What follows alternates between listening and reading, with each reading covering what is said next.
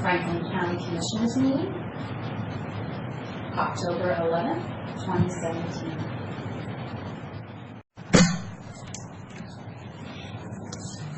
Good morning. It is 9 o'clock. We're here for a regular Wednesday board meeting.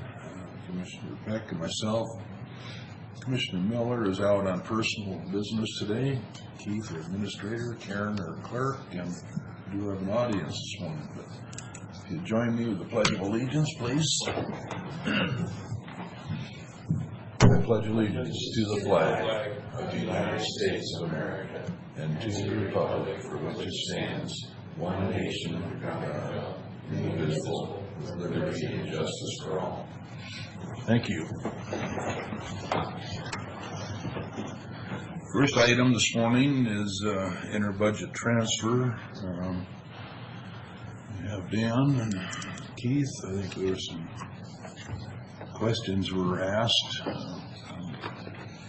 Carly had a chance to look into them. Yes, Commissioner. We did. Carly has pulled together some information, and I have as well, regarding some of the budget issues and staffing questions that you asked last week. We were able to obtain some information on staffing loads at other counties. We surveyed Cowlitz, Grant, Lewis, Cheyenne, Walla, and Whitman counties. Their population is low, and that's 48,000 in Whitman, up to 105,000 in Cowlitz. Franklin's kind of right in the middle of all those.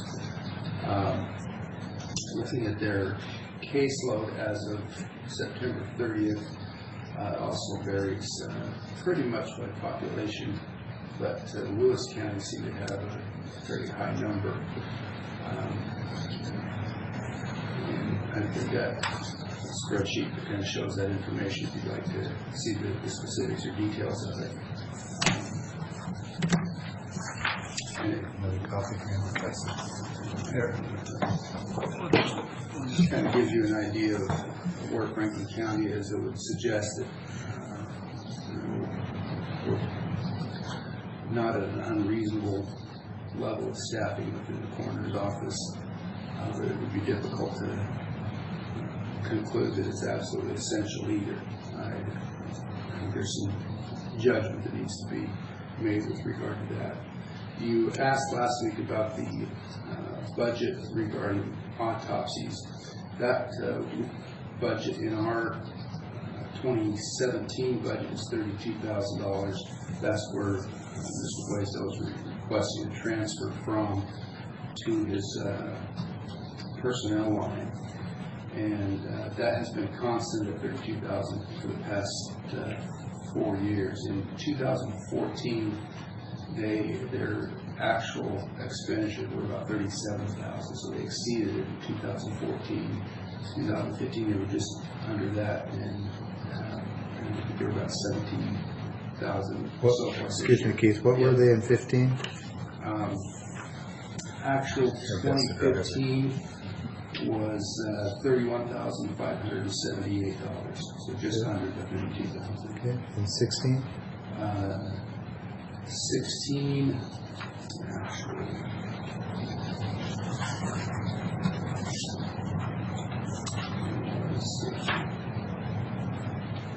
$19,735.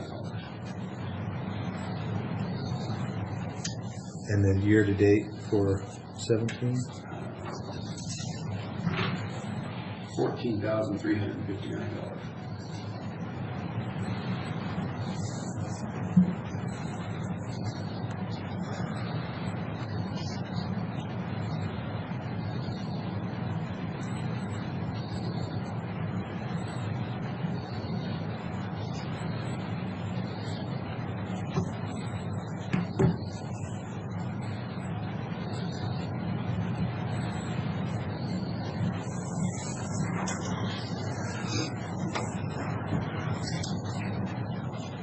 Interesting, 14 and 15 were so high, and then 16, 17 we had a significant savings. Is that thoughts on that? staffing changes?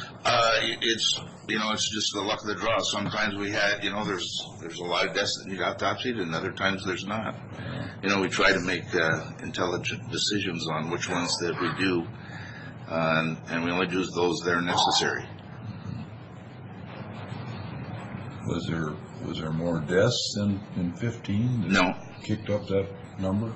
No, I would imagine there's probably some homicides were high in 2015. That's one of the reasons. It's interesting to have that disparity in. Yeah, I don't know. I'd have to go back and pull those numbers and see why. So Keith, do we know with respect to Cowlitz County, it says a coroner, a chief deputy, and 4 part-time, or maybe Dan, are those four part-times on a part-time schedule, or is that an as needed? They're on a part-time schedule. And do we know, are they each half-time people or quarter-time? Or trying to figure out what those 4 part-times equal in terms of FTEs. Yeah. I mean, if they're working a week a month or 2 weeks a quarter, don't really know. Okay. It's the one thing I can say about the discrepancy in population size and number of deaths. You have to look at counties different. Some counties have a higher number of elderly people, and so they have a lot of deaths that way, where our median age is 38, and so we don't have as many elderly. Another factor is some of those counties have a trauma center, hospital, where a lot of our traumas go across the river. And if it's not criminal, they come back. If it's not criminal, they become a Benton County case. If they are, jurisdiction comes back to us. But generally, the elderly don't require an autopsy. No. Yeah, it's just No. numbers. Yes. Yeah, I think what Dan was maybe saying is that the caseload numbers can be a little deceiving. Some of the counties that have an elderly population will have a high caseload number, but not necessarily a high workload number. Correct. But I can also tell you the federal standard, Department of Justice set the federal standard at 3.5 investigators per 100,000 people, and that's also the standard that the International Coroner Association has adopted for accreditation purposes. well, I don't know anything about the international coroners, but I will say I'm not excited about using the federal government's spending patterns as a guide for ours.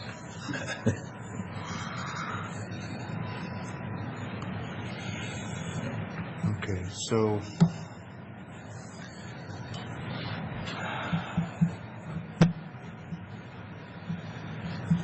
the part-time help that's being requested,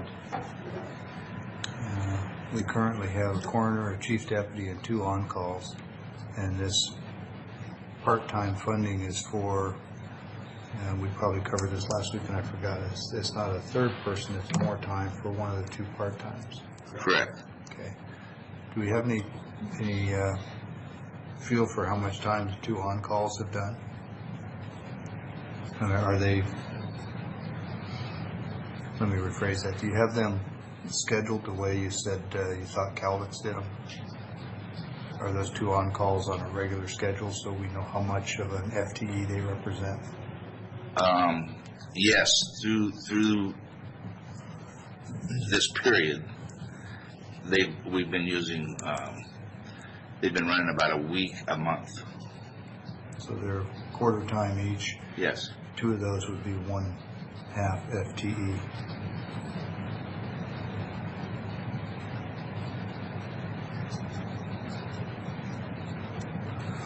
So then that would put you at 2.5 FTEs compared to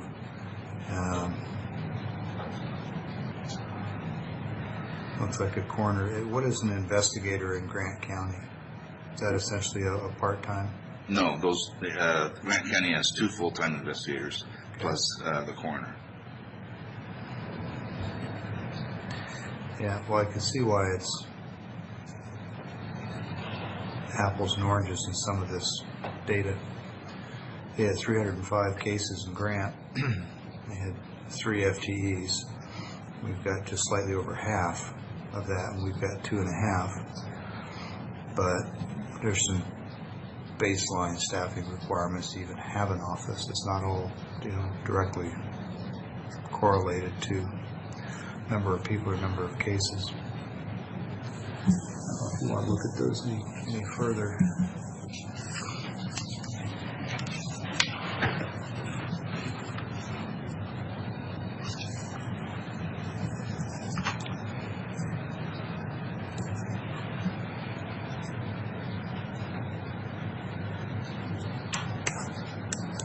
Keith, it was 5,000 was the transfer. Yes, sir.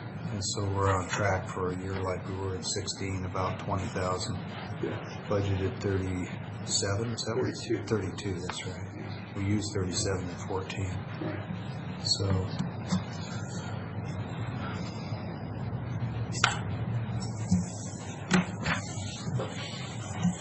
looks to me like the staffing, while it's not really something you can pin down closely, it's certainly not well outside the boundaries, and it looks like there's money in the autopsy budget.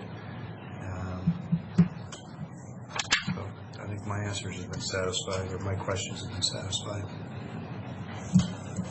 Pretty much covered.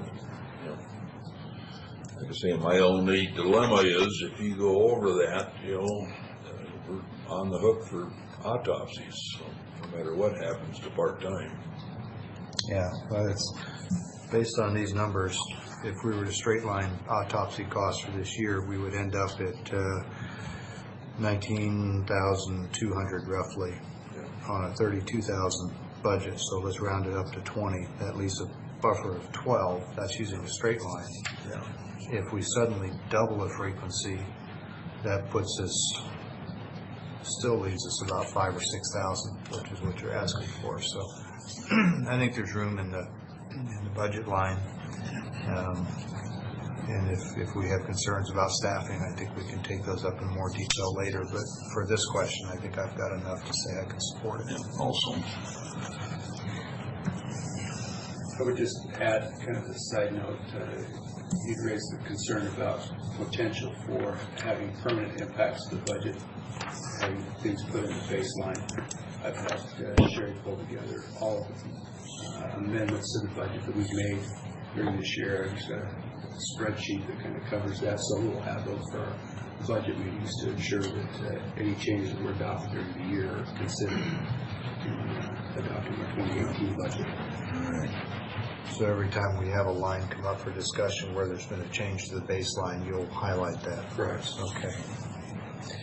All right, Mr. Chairman, move for approval of the requested interbudget transfer of $5,000 from the current expense fund to the coroner's budget, and ask the clerk to take the remainder of the title for the record. Need a second? All in favor? Aye. Aye. Here you go, Dan. Ben, thanks for the information. Sorry for the delay.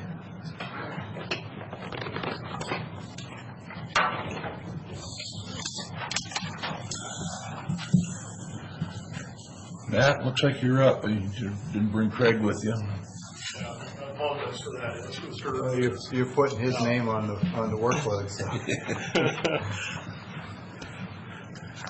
Thank you, Mr. Chairman. How are you doing today, Commissioner Peck? Good, thanks. Environmental review. So, Mr. Chairman, if I may, I read to read ahead. I know you did. Yeah. Matt, isn't this a pro forma, a standard thing that we do for the block grant program? That's correct. This is not out of the ordinary. This is a routine administrative practice. We've done this for years. Yeah, I mean, this is a fairly new requirement on these specific designations being Okay. made, yes. Go ahead. Well, we are asking today for the board's consideration of the designation of an environmental review preparer and the chief administrative officer for CDBG grants, which is Columbia Community Development Block Grants. The environmental review preparer, that is the individual that the board would designate that would actually prepare all of the environmental documentation and, of course, also prepare a diary of all of the events that took place for the environmental process, specifically the NEPA process, the National Environmental Protection Act process. And it is the CAO, or the Chief Administrative Officer, that would be the one that would typically be required to complete the consultation letters that would go to the tribes and DAHP, the Department of Archaeological and Historical Preservation. So these designations for the purposes of CDBG specifically pertain to the NEPA process itself. And at this time, we have recommended that the board designate the county engineer as the environmental review officer and the public works director as the chief administrative officer. So, Matt, as I'm sure you know, NEPA is a federal policy act, and we have a state environmental policy act here in Washington. And NEPA generally kicks in when there's federal involvement by way of money or land or policy or something like that. These are actions under NEPA because the block grant money is flowing down from the federal government, right? That's correct. Okay. And in your knowledge or experience, is it normal that they would delegate that work and responsibility down to the county to comply with this federal policy act? In short, I wasn't aware they could do that. I thought that was their responsibility and they had to do the work, and that they would withhold part of the funding and they would hire somebody, that they couldn't divorce or separate themselves that much from their NEPA requirements. But apparently they can. They're the ones requesting this action, right? Yeah, and what you're saying is true. FHWA funds, we have to follow the same act as in that, but with that federal nexus, it's usually the Washington State Department of Transportation local programs that serves as our lead agency in that process. They're the ones that actually reach out to the tribes and DHP on our behalf, and this is a little bit different than that we're the agency responsible. And you're going exactly where I think the conversation needs to go. Is this a case of the federal government and more specifically the state government pushing more stuff down to the county that historically they've done, to the point where now we're executing work under a federal National Environmental Policy Act for compliance that originally started with the feds and then it moved to the state, and now it's being pushed to the counties. Correct. Yeah. Would you actually be an example where there was determined not to be a significant impact, but would it be you, Craig, making a determination and you making it official, say if there was a FONSI, a finding of no significant impact for environmental action, would you actually be the ones issuing that? Is that clear yet? Yeah. Because I'm thinking about the liability connected with it. Somebody comes in future-wise and says, we don't agree with the decision of this NEPA action. We think there is significant impact, and now we're going to challenge it. And does that somehow bring the county into the middle of litigation over a decision that really belonged to the feds, used to belong to the state, now belongs to us? And are we getting ourselves on the hook here? I don't know the answer. I was hoping you might. No, we've thought about that too. There's definitely the potential for that. The only thing I can say is that we will be reaching out to to the state agencies for their input, and we're going to be forced in a situation where we're going to be documenting this to the nth degree, and sounds but like it's a still lot more work without a lot more compensation. That is true, and without more staff. That's correct. As we all know, counties continue to be the recipient of this stuff because we're not in a position to pass it on to cities the way states pass it on to us. Yeah. Commissioner Cook, do you know if the risk pool is aware of this? Because clearly it brings additional potential I have for not heard litigation. discussion at all on that. Especially in the environmental arena, it gets expensive fast. I have not heard a thing as far as a discussion on that with the risk rule. So Matt, am I correct in assuming that if we don't do this, they won't send funds? Probably. Yeah. Yeah. Yeah, well, here's what they do to ensure that no funds come, is you actually have to complete the environmental process before they'll release funds. So that's the, Got it. that's the trigger. Do you know, do they come in after you and certify your decision in some way? They're supposed to, that's correct, yes. Okay, well, maybe that's where we get a little indemnification, a little bit of a safety net. It sounds like if we don't support it, then it's local communities' access to block grant monies that suffers. Yes. And I do want to say that, we made a recommendation, but I did come prepared, should the board want To say no? to say, But what are the consequences of saying no? I think we well, yeah, but if they prefer other designations, so I just wanted to make that clear. We're recommending that the county engineer and his staff, of course, as the environmental review preparer, and the public works director as the CAO. Well, they typically want him to be the CAO, right? Yes, and I did bring a resolution for Let me that. have that one. Okay. That is great. Let me see, that would be the county engineer and chair. I got about 6 of them. You got 6 different options here. You are Yes, I well do. prepared.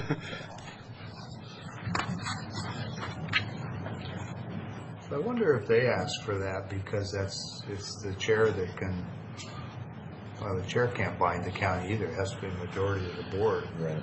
Yeah, in this case, from the guidance we're getting, it is the chair or the designated chief administrative officer who will be sending the letters directly to the tribes and starting that consultation. So maybe it's not you and maybe it's not Bob. I got that one too. That would be the CE and the CA. The county's chief administrative officer? I'm kind of thinking that one makes the most sense. And I will say, in the past, the county administrator, even though prior to this a designation wasn't required, the county administrator was indeed signing these on past projects, similar projects. And I'm more than happy to do it. We just, in the discussions I had with Matt's got way more expertise in the process, and I just felt like rather than essentially rubber stamping their work anyway, it would be appropriate for Matt to sign off on those. But if the desires of the board are for me to approve those, I'm happy to accommodate that. Well, I suspect in the real world, county public works directors are the ones that pull all the material and produce the documents, and then your signature serves as one additional set of eyes to review, and I think there's value in that. So I agree. I'm inclined to think the way we've been doing it makes good sense. What do you think, Commissioner Cook? Yeah, I think that's, Is that your preference? yeah. Okay, in that case.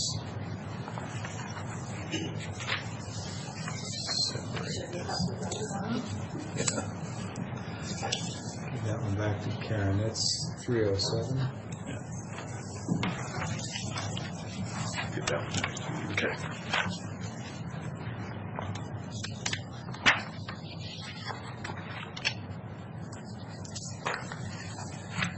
Okay. Thanks for the discussion. Mr. Chairman, move for approval of the resolution presented by the Public Works Director entitled Designation of Environmental Review Preparer and Chief Administrative Officer for Community Development Block Grants. Second, all in favor? Aye. Aye. I finally caught my breath. I literally got here on a dead run. Good Scared job. a poor lady and her baby. Thanks, Matt. Great, thank you. Thanks for your time. Thank you. Thanks, Matt. Thanks for your thinking ahead with all these, Yep. keep up with it.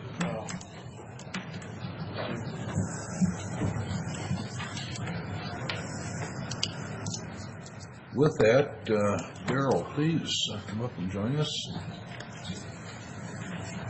Daryl's Morning, Daryl. Columbia Snake River Irrigator Association. Thank you.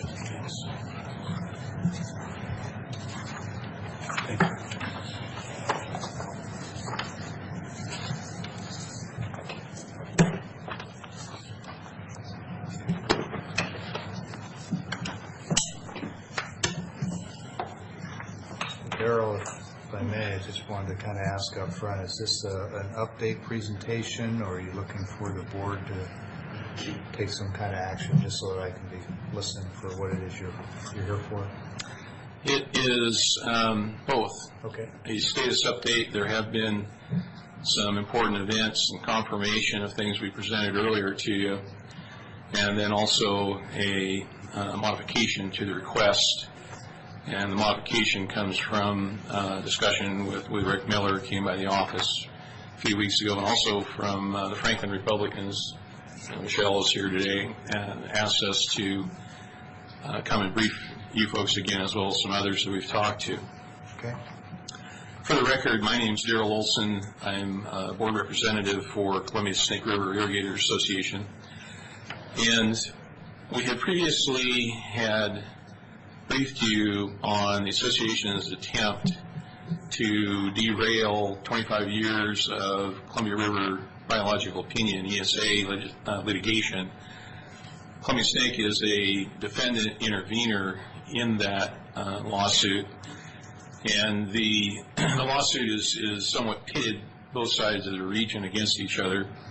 You have the state of Oregon, the Earth Justice, their affiliates, some of the tribes, as the plaintiffs, basically trying to make the case that the existing operations and the changes that have been made over the last 25 years underneath the biological opinion are inadequate. That progresses along about every 4-year cycle. And then the U.S. Federal District Judge, who is there now, Judge Michael Simon, follows in the footsteps of Judge Redden. And each time that's brought forward, the judges have said emphatically, no, this isn't good enough. Go back and do something else. On the defendant side, you have the federal hydro operators, folks like Bonneville, the Corps, Interior, USPR, NOAA Fisheries. You have state of Washington, state of Idaho, state of Montana, and Columbia Snake River Irrigators and a group called River Partners. So this has been a long haul. It's gone on 25 years. Columbia Snake River Irrigators has taken the position, as we indicated earlier, that we think the only way to get out of this mess is to follow part of the Endangered Species Act statute, which calls for a federal level review of what's being done on the river in the biological opinion. And that's called the Endangered Species Act Committee, but the more affectionate name that it gets is God Squad. And what it would effectively do is the committee, which is chaired by Interior, has an... Excuse me, Daryl, this is really good, and I'm tracking with what you're saying. What I'm not clear on is whether or not this committee has practical authority over the federal Judge Simon. What is the relationship between those two? Short answer is yes.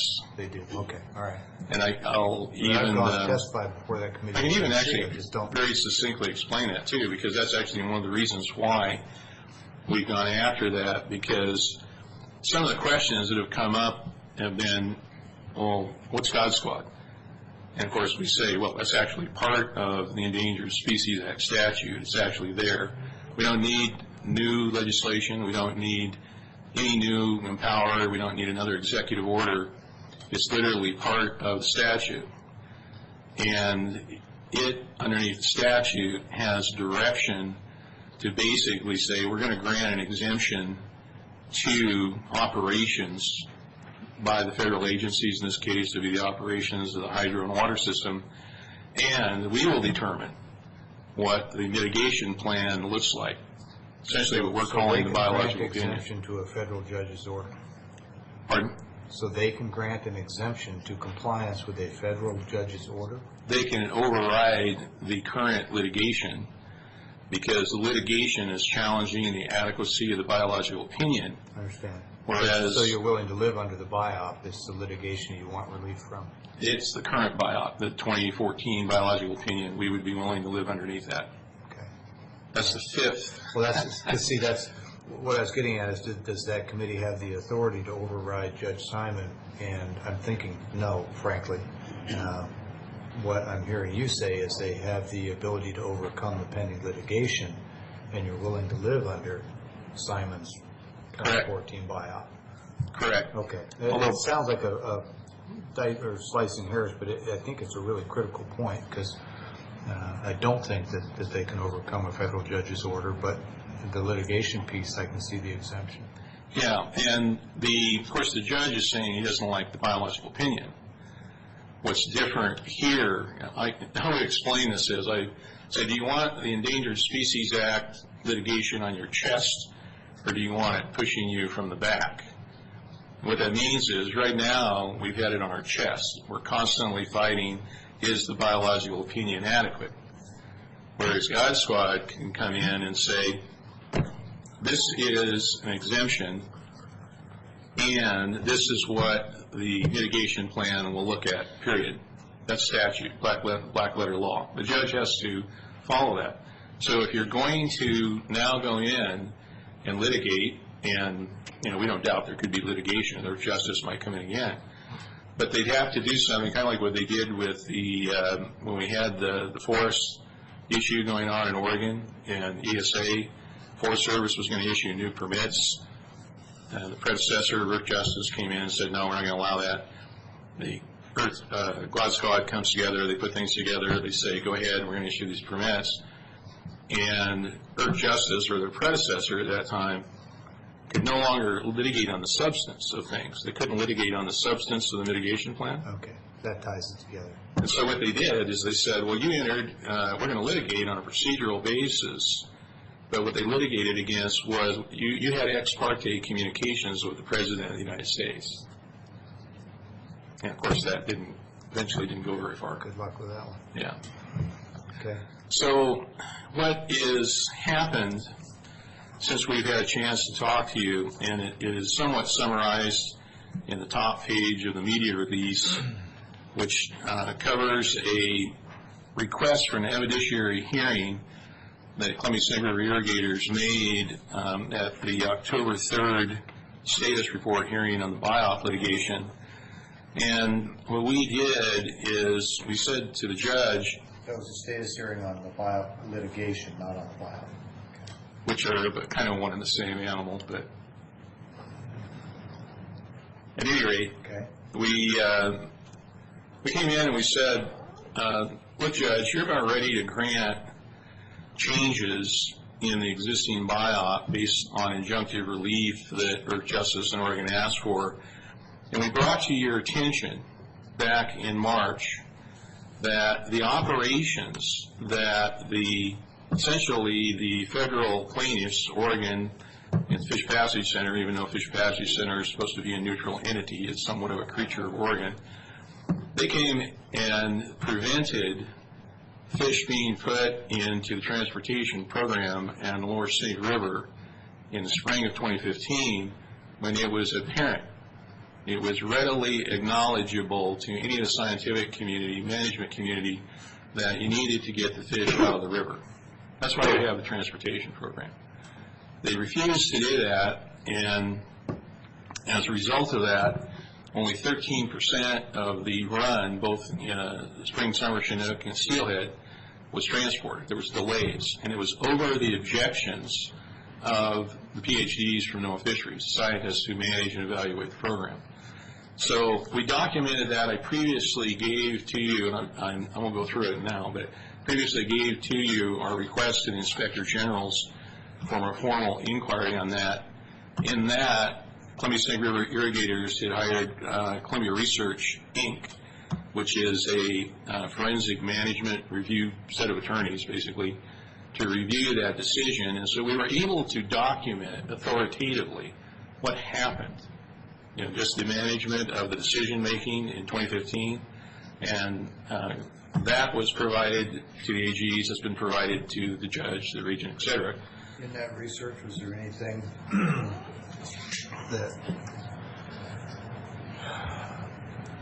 that actually tied that delay to that group? I mean, absolutely. It's clear that they were responsible for the delays, and I think most people have looked at it agree that survival was tied to that delay. And so there's also a solid link to them being the drivers causing that delay, right? Correct. That was documented based on the meeting minutes, the emails, and the decision process that took place at the time. There was a good paper trail, what happened. Is there anything in the paper trail where they acknowledged their motivation? Because obviously, when you're in court, somebody's motivation is relevant but hard to prove unless they've made the mistake of documenting it somewhere. The motivation is something that of course, we have to speculate on to a certain that's what I'm extent. getting at, is their motive, are we speculating as to their motives? And I don't doubt your speculation, I probably agree, but did they anywhere make the mistake of saying why they were doing it? They were doing it because they wanted to exercise the spill program at best. Their technical argument would be, well, if we avoid the concrete at the Lower Snake River projects, that is, if you're spilling, you're not doing the bypass facilities, you're not doing transport or something else, that if we avoid the mortality from the concrete passage, then things will be better for the fish. The problem with that is you're putting them in hot water. Yeah, no, where I was going was somebody had suggested that there was actually a subset of the group that was willing to sacrifice fish and have a higher mortality rate to prove that things weren't working and changes were needed. That's where I was going. That could be. That would be a fairly insidious Yes, it would. That's why I was action. asking if anybody actually made the mistake of saying in a meeting or somewhere where it's documented that that was the real motive. Well, I think the real motive, and I can even come to the end of what is the objective of Oregon and Fish Passage Center, and I'll say affiliates, is that they right now are looking at reservoir drawdowns at Lower Granite, Little Goose, possibly Lower Monumental, with the idea that, I'm talking about deep drawdowns. They have, I think they've decided that the breaching is maybe too big a bite for them right now, but going to full drawdowns like that is effectively the same thing, only the projects are there. And then there would be all in-river passage on the Lower River, or up Lower Snake River. I think that's the objective. We don't agree with that, but we don't agree with it because of the hard science. And one of the things that changed since we last were able to speak with you is that NOAA Fisheries and the fish groups have done their analysis on the 2015 out-migration. And in my declaration to the court, which is included in here, what we have there is a table that shows it's called the transport to in-river ratios. And what it does is, NOAA Fisheries does this primarily, they evaluate the survival juvenile fish to adult for each of the categories.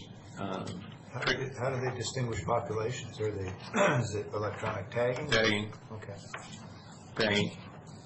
And so they are able to, and very large samples too, I mean thousands and thousands of fish in each cohort. They're able to come up with these numbers, which you see on that table, and see where it says TIR, that just means transport to in-river ratio. Where is that, this chart right here? Right, I think it's the next, right before that, page right before that, is that correct? Page before it doesn't have a chart. Or maybe it's right after that. Right after that, Okay. second page after I that. was just looking for the chart you were referring to. There it is, okay. Page 2 of Exhibit 3. And what you're seeing here is the table that summarizes the adult returns 2015, looking at the transport, the in-river. There's a range there, 90% confident. There's a whole bunch of stats here. Don't really, they mean something, but the key here is that second column. Right. And what you see is that in 2015, that the transport in-river ratio is 3.96, call it 4 to 1. And if you take into account what was transported, which is roughly 13%, and you just want to do a flat, kind of a straight level math on this, effectively what happened is that decision to not put the juvenile Chinook in the river in 2015 amounted to killing 65% of the wild run. So the TIR is transportation in river. What's the D again? D is a value for below Bonneville survival. Okay, all right. It's probably more technical than I can get into it right now. But okay. So the second column then are ratios.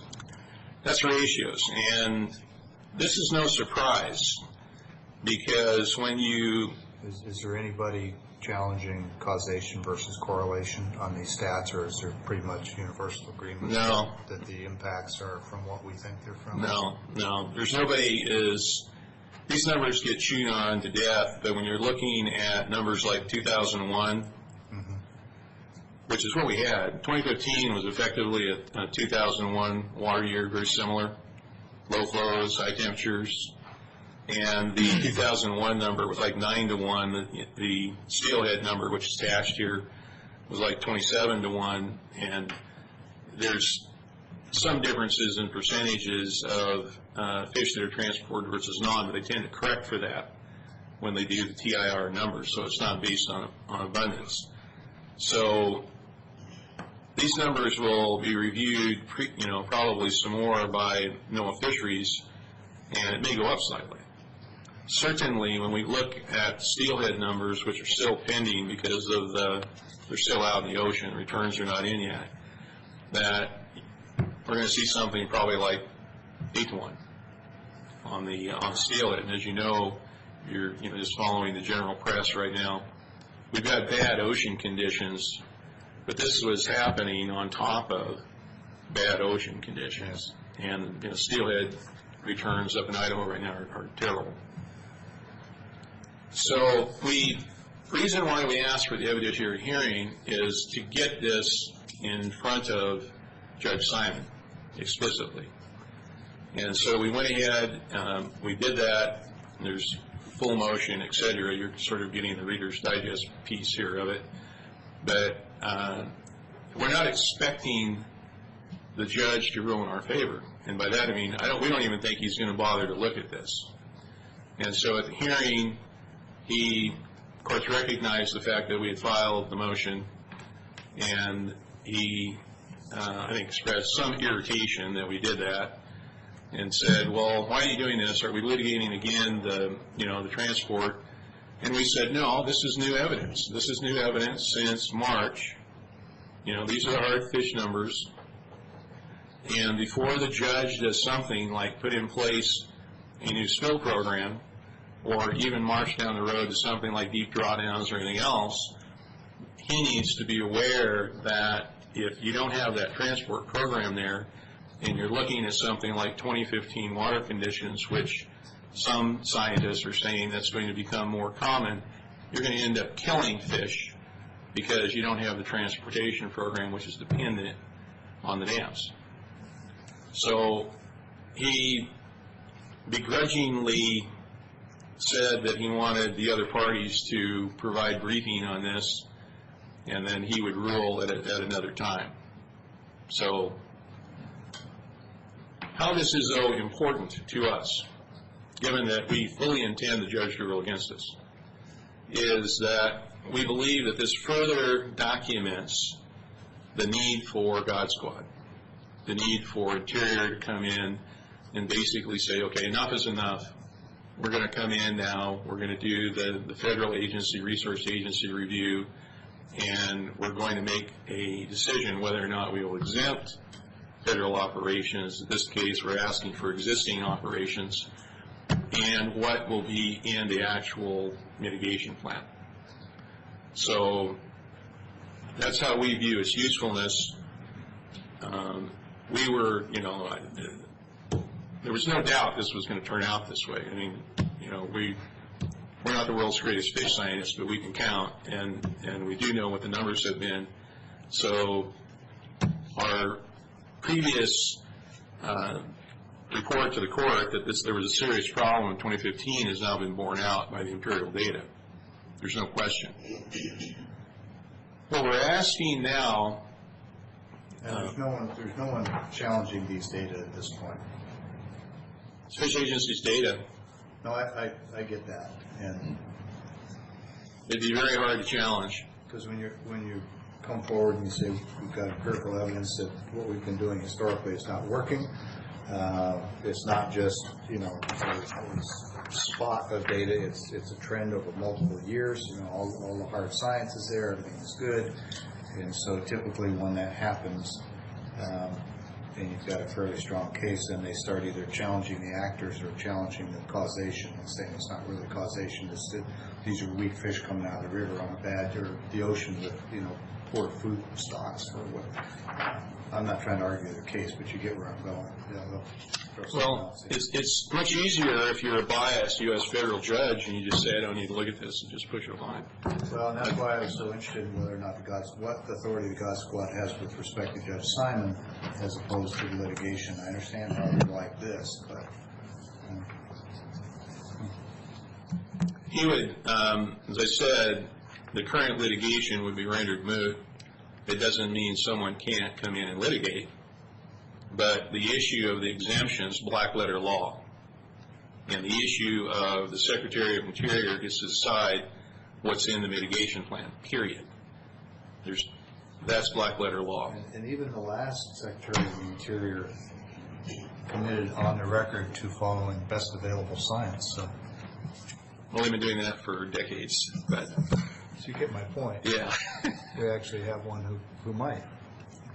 The relative to the requests that we're making with folks now, and this is what came out of really the discussion with Rick, is he said, is there anything that Franklin County could do? And we're having the same discussions, with Benton County, your compatriots there. And what we've said is that what would be very helpful, I think, with Interior right now is if there were a block of eastern Washington counties that would be willing to sign a letter that said we support the attempts for Interior to turn to a God Squad review. We would be supportive of that. And so Rick said, why don't you bring that in for the consideration of the board here? And he's aware. You guys folks apparently... He skipped out. He skipped out. That's right. Nice job. I'm not familiar with all the organizations in eastern Washington, but he said there is a block of counties that are apparently working on Columbia River issues. Yeah, it's more the Columbia Treaty with Canada that is more the focus of that. It's the Columbia Basin Development League. I'm sure they're tied into irrigation issues, but their focus has been trying to represent eastern Washington counties on the future of the treaty with Canada. So essentially, we're again, and they would be great ones to take a position, except their focus is almost exclusively Columbia River. Well, we defer that decision-making process to you folks. So Rick asked what would be. Is there anything more that could be done, and certainly a block of counties under, I'm not sure what umbrella, but however you wanted to do that, even if it was signing a joint letter, that would be helpful right now with Interior. Interior is chewing on this. They get it. We've had multiple discussions with the new principal. Secretary of Interior is acting as Chief of Staff, and also with the Assistant Secretary of Interior for Water and Science. And this is underneath, directly underneath her purview. We've also have requests to meet informally with the Secretary to be able to talk with him directly about this as well. We haven't had any negative feedback from Interior. It says this is a big decision for them to make. But it appears as though the Secretary of Interior is not afraid of making big decisions, given his track record so far. So we're just looking for support from the electeds, which we think would have an effect on their willingness to engage in this. Yeah, well, I guess 2 or 3 things come to mind. One is there a wrinkle in this in terms of precedent elsewhere in the country that might cause DOI to hiccup or delay? Has that come up? Oh, yeah. There's been 5 different executions. There's been some where they started to, and then just the threat of going into it caused the other parties to settle to do something. And it's kind of a mixed bag. So it's a pretty big hammer. Yes and no. I mean, if we hadn't been in 25 years of litigation already, and part of the beauty of that is, like when I was explaining the litigation argument, well, this takes away, yeah, we're in litigation, they could be in litigation, but I'd rather have that litigation on my back. No. I want the ESA in behind me, not.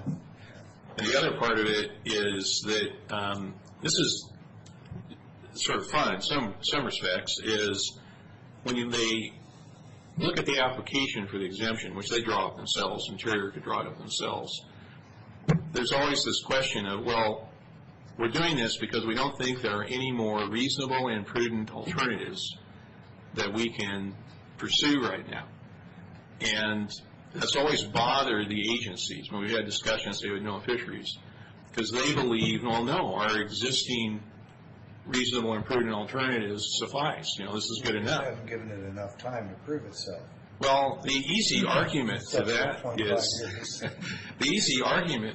is, and the DOJ attorneys back in D.C. like this, they thought this was kind of fun, is, hey, it's not on your back.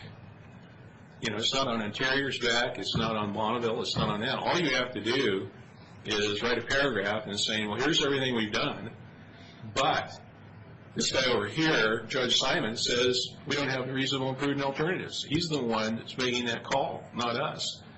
So you simply state that, staple his decision to the exemption. There it is. Yeah. Put the onus of that responsibility on him, not on the agencies. Have our federal representatives in Eastern Washington taken a position? Right now, their position, when you say federal rep, you mean legislators or the agencies? Federal representatives in Eastern Washington, McMorris Rogers, Newhouse. They are, and Michelle might want to address this too. I think she's going to make some comments. What I would say is that a week ago, we had some, of course, they're well aware this is going on. We've been sending this up. Sure. They're looking at a legislative solution. We have no confidence in that. I'll just say that, no confidence. They're looking at that. They are looking at this. Newhouse has said he's receptive to this. He would talk to Zinke, Secretary Zinke, and about it. McMorris, I don't think is real focused on it. I don't think they really want to be real focused on it, quite frankly.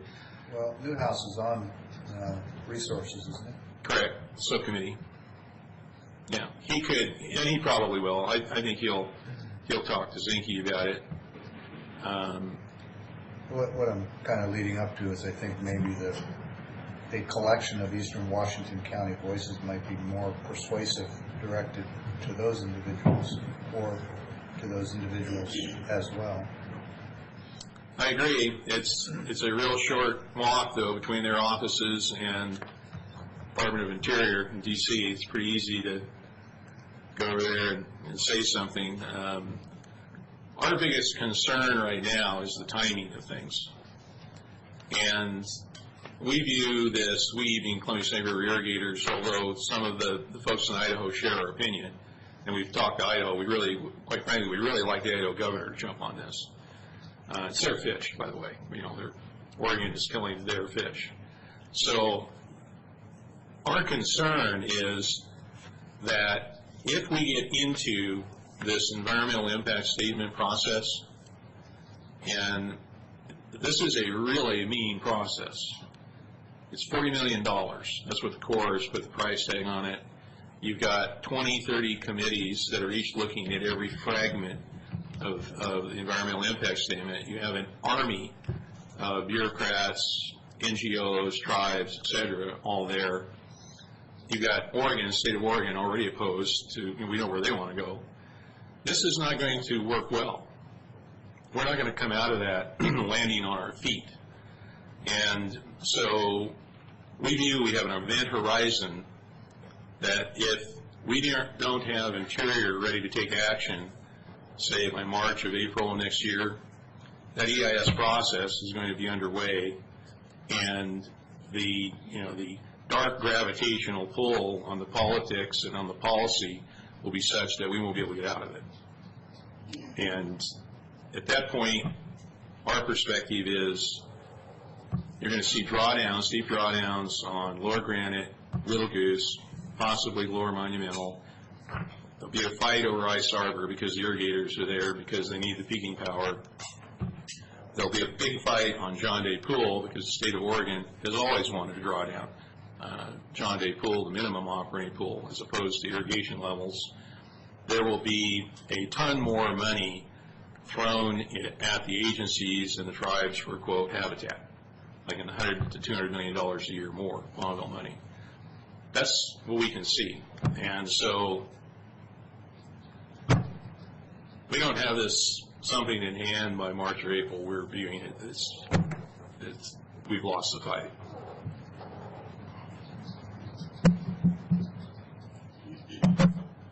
Just thinking back over the number of federally involved environmental scenarios and issues that I've seen, and a number of them I've dealt with, some of them fairly large. And there's always the question of what prevails, the politics or the science, and how do you get the politics to regard and listen to the science. And what is different about this one, in my view, is that the science is coming from people who historically have been on the other side of these issues. And they have a federal judge backing them. Right. And that's relatively unique. It's not as polar as it normally is. You've actually got NOAA. It sounds like these are NOAA's numbers, right? Yeah.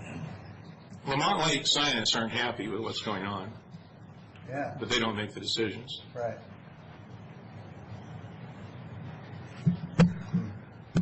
So I appreciate a little time for the update. If you would consider some kind of joint action with the counties, maybe a joint letter or something, we would certainly appreciate that. So, Commissioner Cook, I'm curious, you've been more involved with Wasatch than a lot of commissioners in Eastern Washington. And we've had conversations about my concern that it's hard for Wasatch to weigh in on issues that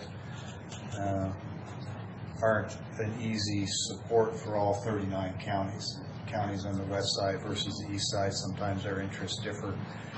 And I could see this being one where we have some counties who wouldn't necessarily agree with the path that Darrell's on and others that would. So the idea of Wasatch weighing in as a fairly strong force probably isn't realistic. But I'm wondering if Wasatch condones, allows a block of Eastern Washington, the Eastern Washington contingent under Wasatch's flag to do that. You make a phone call and find out, but The key foresee being that. under Wasatch's, because we have, Washington State Association of Counties, we have Western Washington representatives, we have Eastern Washington representatives. Yeah. Whether or not those two sides are allowed to act independently under the Wasatch flag, I don't know, but if they could, that I think adds extra weight and credibility. And if they can't, then there's nothing that stops the boards of commissioners from collectively taking a position. Just pick the counties up along the Snake River, for instance, Columbia and Whitman and...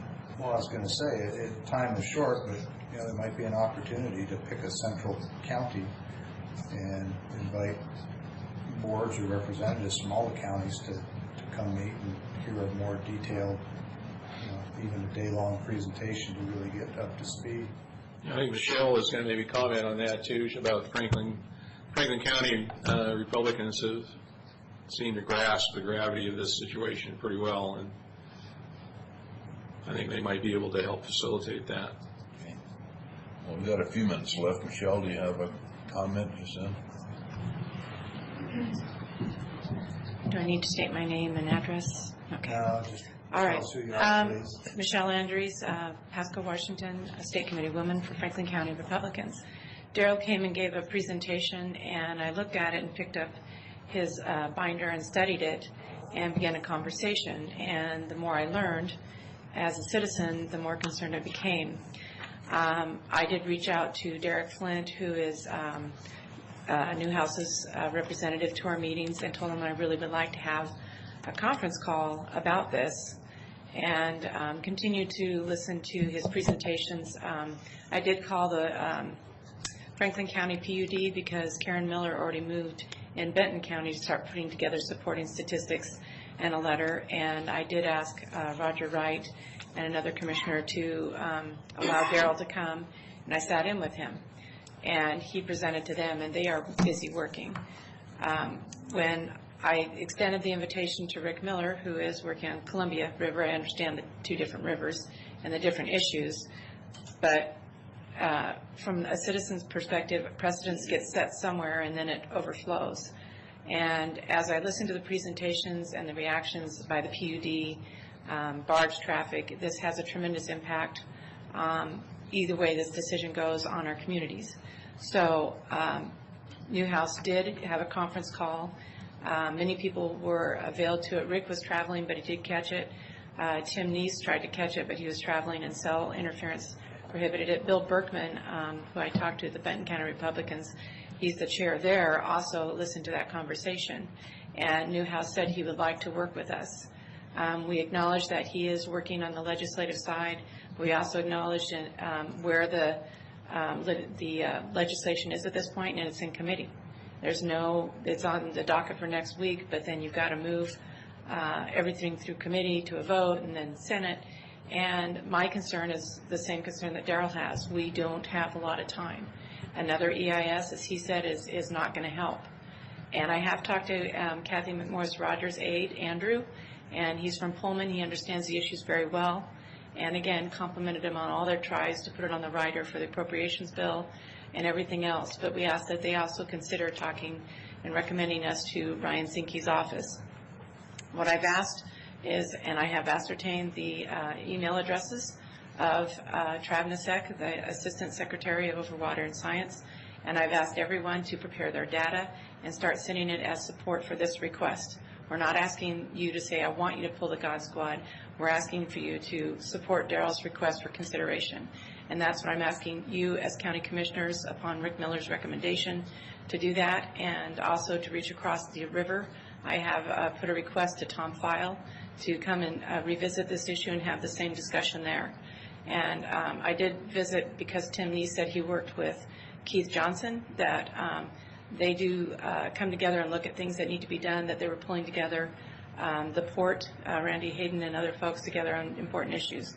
So I am driving this as a citizen and as a representative of the Franklin County Republicans. I am probably not anywhere near the competency that I sit before and ask this request, but I use the abilities in our government and avail them to this cause, and I do ask that you take action. Thank you. Thanks, Michelle. Thank you, John. Thanks, Daryl. Thank you very much for coming back with us.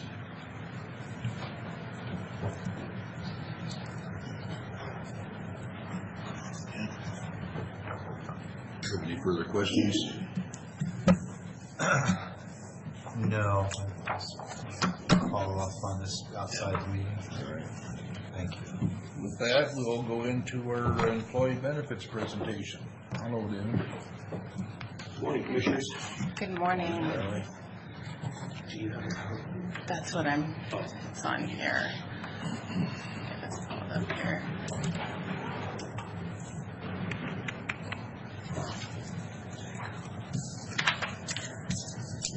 So it is that time of year again to talk about benefits Halloween? for 2000. Not quite Halloween. Not quite as scary.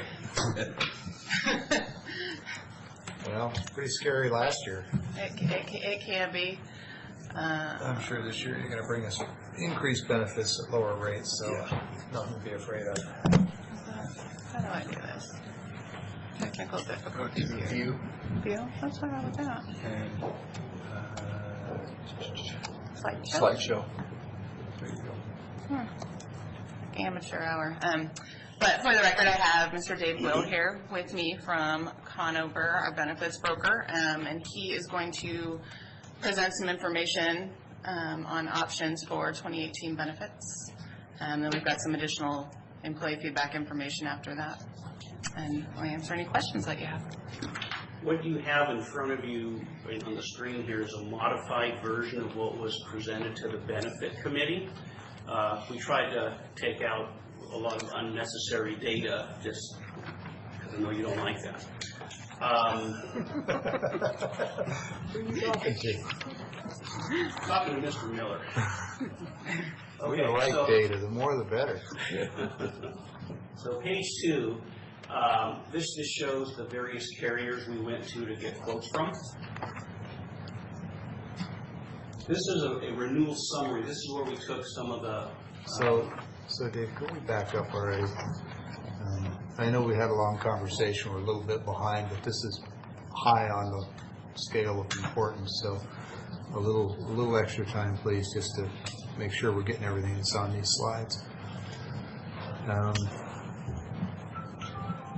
Some carriers declined to give quotes because they felt they could not be competitive. Right. Others gave us quotes.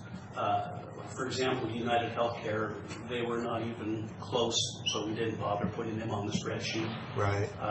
Does this collection of people that we approached is comparable with what we've done in the past? Yes. Okay. Yes. So we've at least gone out to as many, if not more, than we have in the past. Okay. Thank you. Okay. Any questions, Commissioner Cook? No. Okay, so this is an added page, if you will.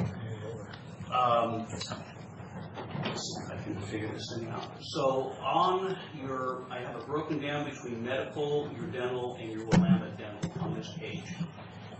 Your current Aetna, what's that insurance technical term? We mushed everything together. So the current premium being paid from Franklin County or by Franklin County is $184,000. That's for every person covered on all 4 plans.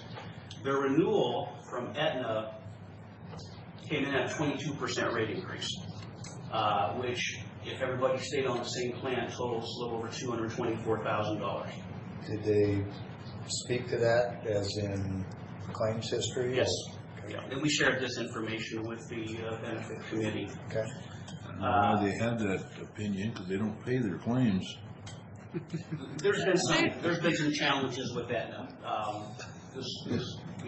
So just as a quick aside, I have a relative who works for a company where they work with insurance and banks and credit unions and all, and it's all based on collecting customer feedback for the benefit of these companies. And I told her a story about a medical claim. She goes, "It's got to be Aetna." I mean, this is out of the blue. Someone who doesn't even live here, who just heard the story and said, "Bingo." So, okay, sorry. We could give stories about any of the carriers on various things, but I'll just say it has been a bit frustrating. Yeah. Now you'll notice option 1 and option 2 are both Primera plans, and from a benefit standpoint, they are identical to each other. The only difference is the benefit committee asked us to obtain 4-tier rates and 2-tier rates. Okay? And we'll get into some of those details later.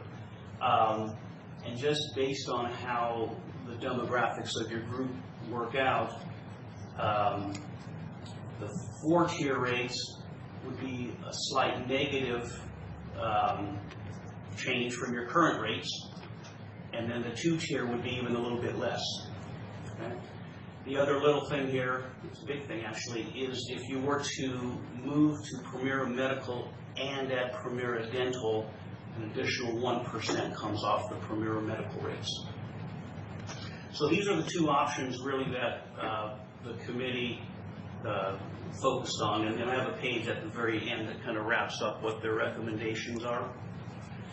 On the dental, same approach. Aetna, you're paying $15,500 per month. Their renewal came in just under 17 at 8.9%. Primera, on a 4-tier basis, well, and 2-tier, basically the dental rates turned out to be the same. It's an 11.5% increase. You also have an HMO dental plan through Willamette Dental. That's where people have to use that one Willamette facility here in town. Currently, they have the monthly total is about $8,600. They're bumping their rates by 7.5%.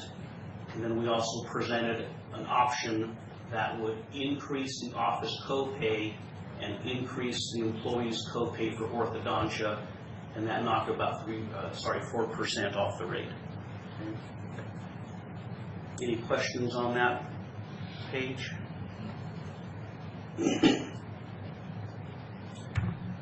Now, what we're going to find later in the presentation is comparing the 2-tier and 4-tier rates. There's, winners and losers. There's winners, there you go, thank you. So what we wanted to do was show you the demographics right now as far as employee only by plan, okay? Employee spouse by plan, employee kids by plan, and family by plan. And then you can see of the 234 currently enrolled employees on the Franklin County plans, 113 are covering just themselves, 34 are covering themselves and a spouse, 60 are covering themselves and kids, 27 families. So you may want to refer back to this page, but that gives you some just demographic information. I'm hoping that this data will be presented side by side with some of these other plans, but anyway, we'll come back. I'll keep you in suspense. Okay. So now we're going to get into the weeds. We're going to break it down by plan. Okay, remember you have 4 plans. And what without going through all the details, basically all plans on this page have a $3,000 deductible and $30 office copay. The out-of-pocket maximum, which is the employee's maximum exposure, considering all cost shares, is $6,000. There is one little difference on the drug copays. Premier requires that all of their plans have the same prescription plan. Aetna didn't have that same requirement. So on this, the only real difference is on the generic, Premier is $5 higher. On the preferred brand, $5 higher, and on the non-preferred, $10. All the other plans, it's the same drug plan. So again, what we've got here are the counts by dependent status, and then we have the current and renewal rates.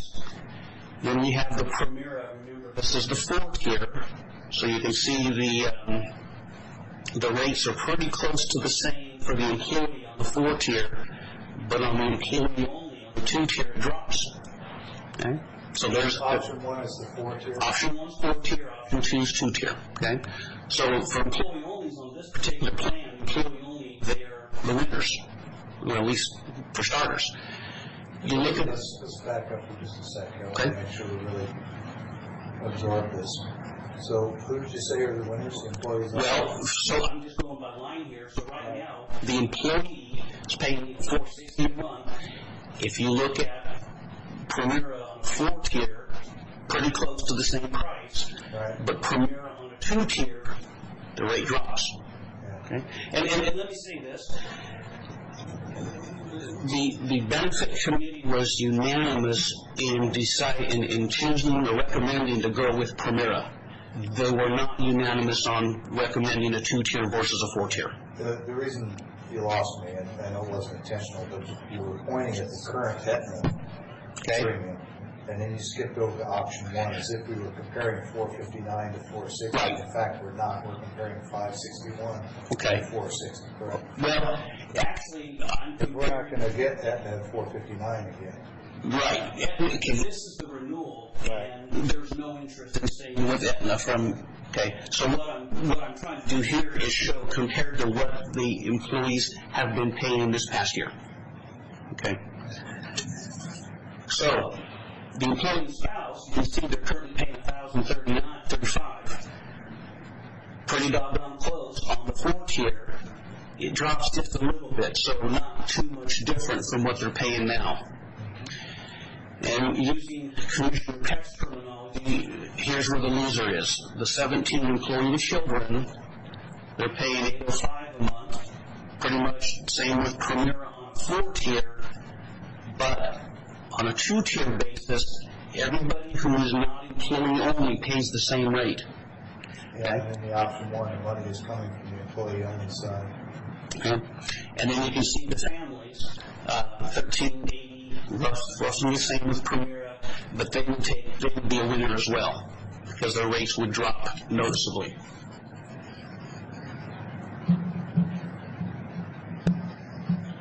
So that all speaks to costs.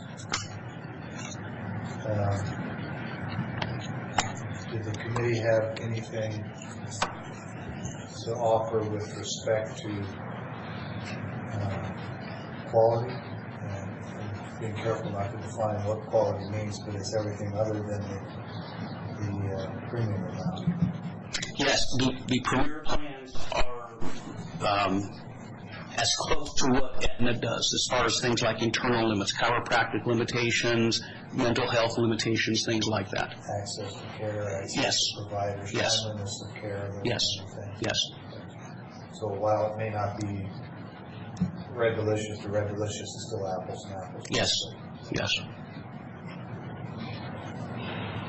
Best I can do on short notice. That works. I think that's the best apple you can pull out when you're talking medical insurance. Probably. It's not, we're not talking Honeycrisp.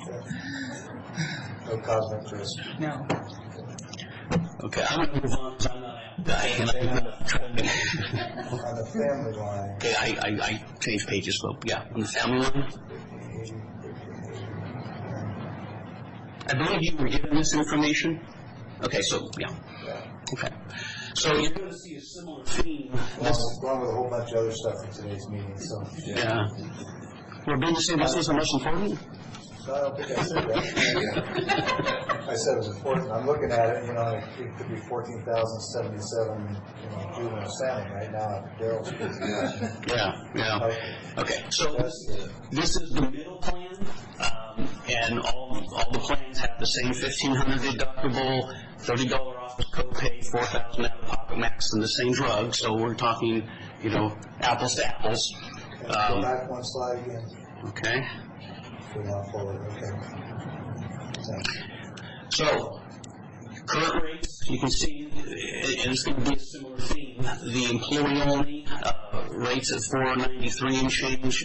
If you go to 4 tier, it's pretty close to what they've got now.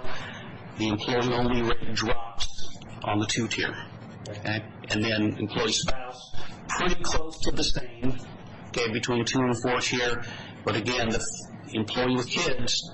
On the 4 tier, close to what they've got, it would go up noticeably on the 2 tier. The families, pretty close to what they've got now.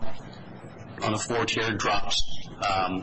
What's interesting is, okay, I'm going to go back a slide. It looks like you see the same dynamic between the option 1 employee only and the option 1 EE children. Yes. Same shift happening there. Right. What's interesting here, now back up the page, so this is the 3,000.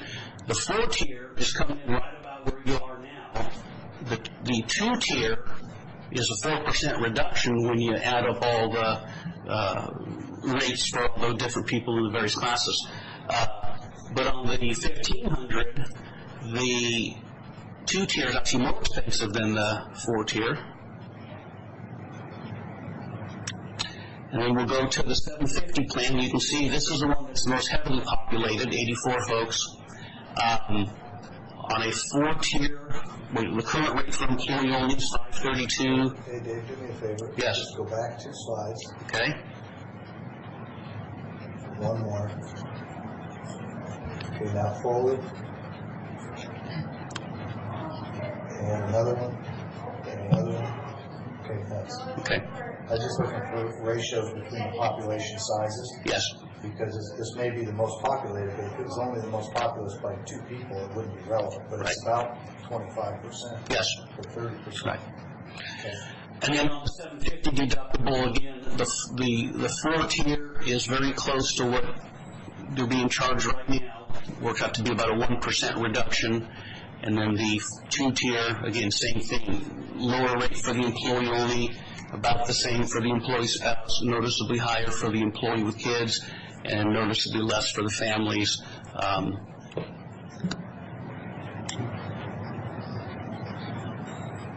And I'm going to turn the page to the least populated plan, which is a high deductible health plan, health savings account. There's 22 employees enrolled. Again, the same thing. Pretty close, less expensive for the employee only, pretty close for the employee and spouse across the board, noticeably more for the employee with kids, and noticeably less for the family. I could foresee in the future just more people taking the family plan rather than. Well, and that's what we have some information from a survey that we did that I'll present after, Dave, that where we explored that a little bit. If you went to this, would more people add dependents because it's less cost prohibitive as it is now? It looks, at least initially, and we'll learn more here, but it comes back to the same old thing versus conscience versus commitment. I mean, the county's commitment has always been employees only. But from a conscious park perspective, you look at these people with families and escalating healthcare costs, and you want to suppress those. And how much are you willing to do that at the cost of individual employees? Because that's where the money is coming from, is from individual employees into that family line. And I'm not taking a position. I'm just saying that's the inherent balance that we see, or juxtaposition we see year after year. Right. Is there what we've committed to as a county, or is it what we'd like to do as from a conscious perspective? Well, and I think another factor is the position within the marketplace and recruiting and retaining employees. And are you offering benefit plans that are attractive across the board, or are you inhibiting your ability to potentially to attract and retain a certain position group of employees? That's a great observation. I couldn't agree more. But if we think that what we're doing now is not right, we should be changing the county policy. Which, we're open to that discussion, because it may in fact be that we need to take a different approach to that to attract and retain quality people. Okay, the next couple of slides pertain to dental. Is there anything else on medical you'd like to talk about? Just a general assurance that I won't speak to quality of care. We'll assume these are all qualified licensed providers, but in terms of access to care, I hear about people complaining about premiums, but I also hear complaining about access and how quickly they can get in to see providers and that kind of stuff. Are you confident that really this is all fairly comparable? These are all absolutely. I think we've got a track record with Premier. Yes, and the feedback from the folks from the committee who showed up is pretty clear. They like Premier better than Aetna. Okay. Premier basically just backed everybody into a corner last year. You're right. A lot of people stepped away. Okay, dental. It also is going to be a comparison between Aetna and Premier. Those were the two most attractive options. So what you got here... Dave, when you say the two most attractive, that sounds like your judgment, but that's also the committee's judgment. Yes. Yeah. We showed the plan to the committee. They consolidated to... I just wanted to make sure that when you say these were the attractive ones, that was the position of the committee, not just the folks sitting up here. Okay. Do I need to speak louder? I didn't know. Oh, okay. Sorry. Yeah. Okay. So on dental, you have two PPO options from which people can choose, and we have a low option and a high option, and you can see pretty equally dispersed amongst employees. This is the summary, if you will. So for the folks on that plan, the current monthly premium is a little over $15,500 per month. The Aetna renewal is coming in just under 9%. And then both premier options, remember, option 1 is the 4-tier rate, option 2 is the 2-tier rate, 11.5%. Okay, so a little bit higher. Where's the 1% play in there, Dave? So what happens is, if the county goes with a premier medical and dental. Does it adjust the dental or the medical? No, just the medical. It knocks a % off of these rates. I have the last slide mushes it together. That's good. I mean, I'd rather have 1% off the medical than off the dental. Yes. For sure. Yes. Okay. Okay. And then we have your Willamette option. I mentioned before, you've got a $15 copay for office visits and $50 for crowns, and a $2,000 for orthodontia. And the current rate is $113 per month, and that's on a composite basis. And you have 76 people enrolled. The renewal jumps up 7.5% to $121. If we tweak the office copay and the office copay and the orthodontia, it gets down to $117. Again, we had other options, but this is what the consolidated consensus was. So that dropped that premium back to us. Whoops, I went too far. Sorry. Where'd I go? Here we go. Okay.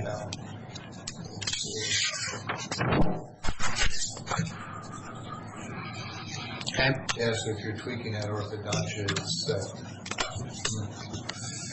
500 months to amortize the cost change on orthodontia. The real losers are whether or not you use the orthodontia. Right. Okay. So looking at the details of the plans, similar quality, if you will. You got 114 folks on the low option, and then you can just see the rates, 9% increase bumps up about just under $3 a month. And then you can see the Primera on the 4-tier versus Primera on the 2-tier. And what's interesting on this is comparing these two columns, of course, you got the employee only, the rates drop, but the employee and spouse rates jump up. Remember, on the medical, it's pretty comparable to each other. The employee and kids doesn't jump up as much, but then you got the family takes a nice reduction. Bottom line, you can see, is pretty much the same.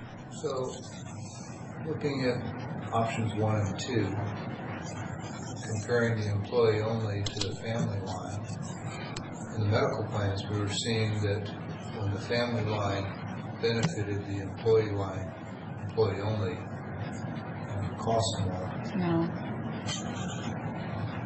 No, the employee only went down on the medical as well. On the medical, Want me to go back? It was the employee children. Was the that employee jumped up. children? Mm-hmm. Oh. Yeah, I know the employee only also I benefited from I knew the right line, I read the wrong way, but that was the employee children. Okay. And then on the high option plan, again, same plan design, same dynamics. Yeah. Right. Okay. So, before we get into the other benefits, any questions on the demo? Just go back one slide again. The one right before this. That was the low option. Okay, that's the one I want to look at for a second. 3479. Okay, the next one.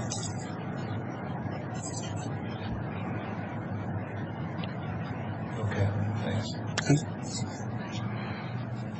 And then your vision plan is in the second year of a 3-year rate guarantee, so it was not renewing, but from prior committee meetings, we talked about possibly improving the benefits on the vision plan. And so you've had the same plan for several years through a company called Vision Service Plan, very high quality plan.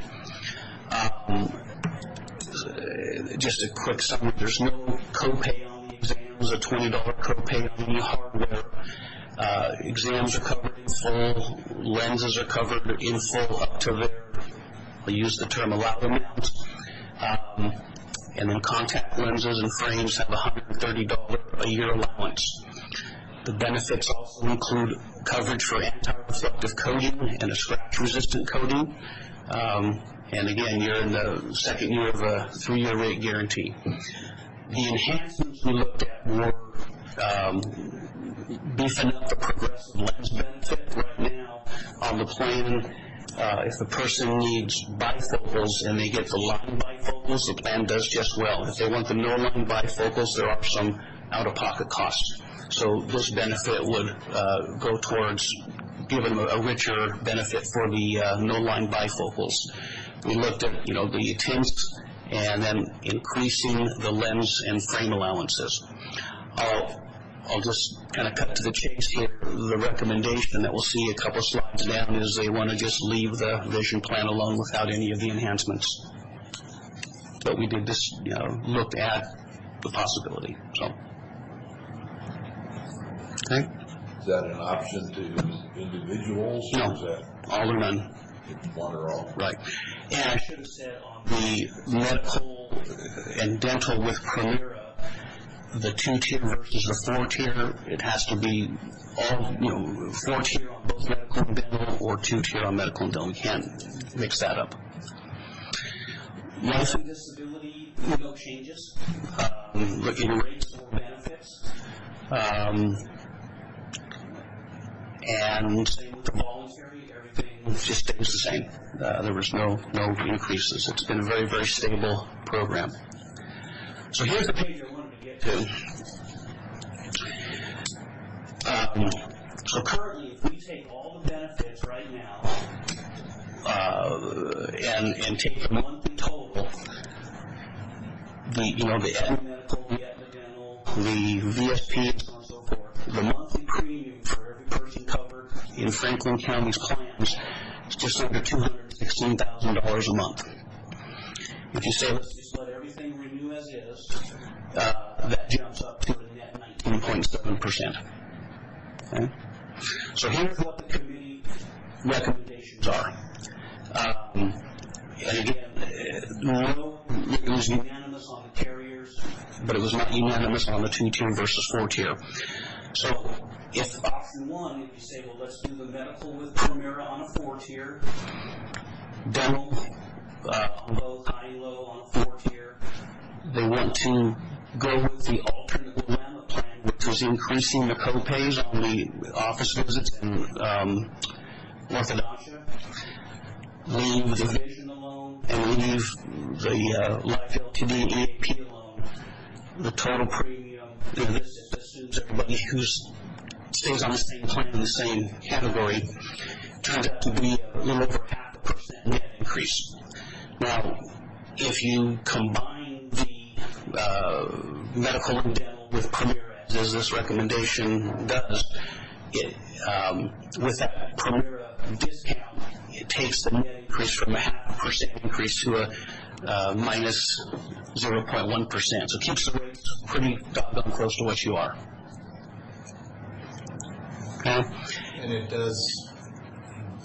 doesn't take it down a full point because the discount doesn't apply to everything, just to medical. Right, doesn't apply to none of these things, okay? And then same thing on option 2, again, 2-tier. It's basically a 0.1%, but if we factor in the Primera discount, it takes it to a 0.5% reduction. And I understand why you aggregate the numbers and show the gross increase or decrease, because there's really no other practical way to do it. Right. But in reality, that 0.6 reduction on option 1 is average across the board. Some will see more than that, some will see less than that. Absolutely. It's probable, if not certain, that everybody will see some reduction. Right. What we can factor in is shifting, exactly. Yeah. But there's not huge swings the way there have been in past years. So I understand people's needs change, and there might be some shifting driven by that. I don't see the plan numbers pushing people around the programs much. No. And the preference between option 1 and option 2, can you tell us within the committee? Do you want to answer that question? It was split. And that's really the only way I can describe No it. clear favorite. No, we had offices that were split. The committee itself was split.